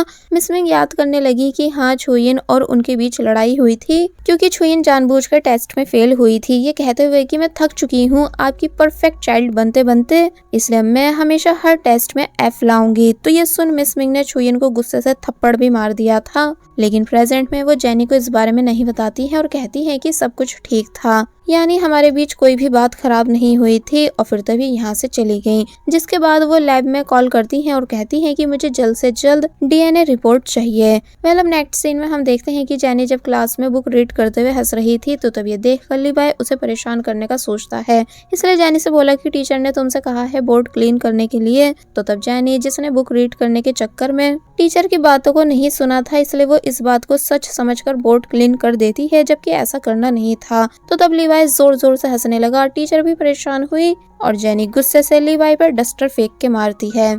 अब नेक्स्ट सीन में हम छुयिन की क्लास टीचर को देखते हैं जो कि जेनी के इतने कम मार्क्स देखकर परेशान हो रही हैं कि आखिर छुयिन को हो क्या गया है कि तभी यहाँ वही वाली टीचर आई और जेनी की कंप्लेंट करने लगी कि आज उसने कैसे बोर्ड क्लीन कर दिया जबकि मैं सभी को पढ़ा रही थी। टीचर को बुरा लगा ये सुनकर। फिर स्कूल प्रिंसिपल की कॉल आती है जो कि क्लास टीचर को बुला रहे थे, इसलिए वो यहाँ से चली गई। और प्रिंसिपल कंप्लेंट कर रहे होते हैं कि आपकी क्लास की स्टूडेंट छुयिन एक बार फिर फेल हो चुकी है और लास्ट टाइम भी छुयिन फेल हुई थी, इसलिए रूल्स के अकॉर्डिंग हमें इसे गिफ्टेड क्लास से निकाल कर नॉर्मल क्लास में भेजना होगा। क्लास टीचर कहती भी है कि छुयिन की मेमोरीज गई हुई हैं, वरना वो हमारे स्कूल की टॉपर रही है, इसलिए उसे गिफ्टेड क्लास से निकालना सही नहीं। लेकिन प्रिंसिपल मानते नहीं है क्योंकि एक स्टूडेंट की वजह से वो स्कूल रूल्स को तोड़ नहीं सकते हैं, क्योंकि फिर बाकी सबकी इस बात को लेकर कंप्लेंट आने लगेगी। इसलिए बोले कि तुम छुयिन की मॉम को इस बारे में इन्फॉर्म कर दो। फिर बस होना क्या था, जब मिस मिंग को इस बारे में पता चला तो वो काफी ज्यादा परेशान होती हैं एंड जल्दी से प्रिंसिपल से बात करने आती हैं,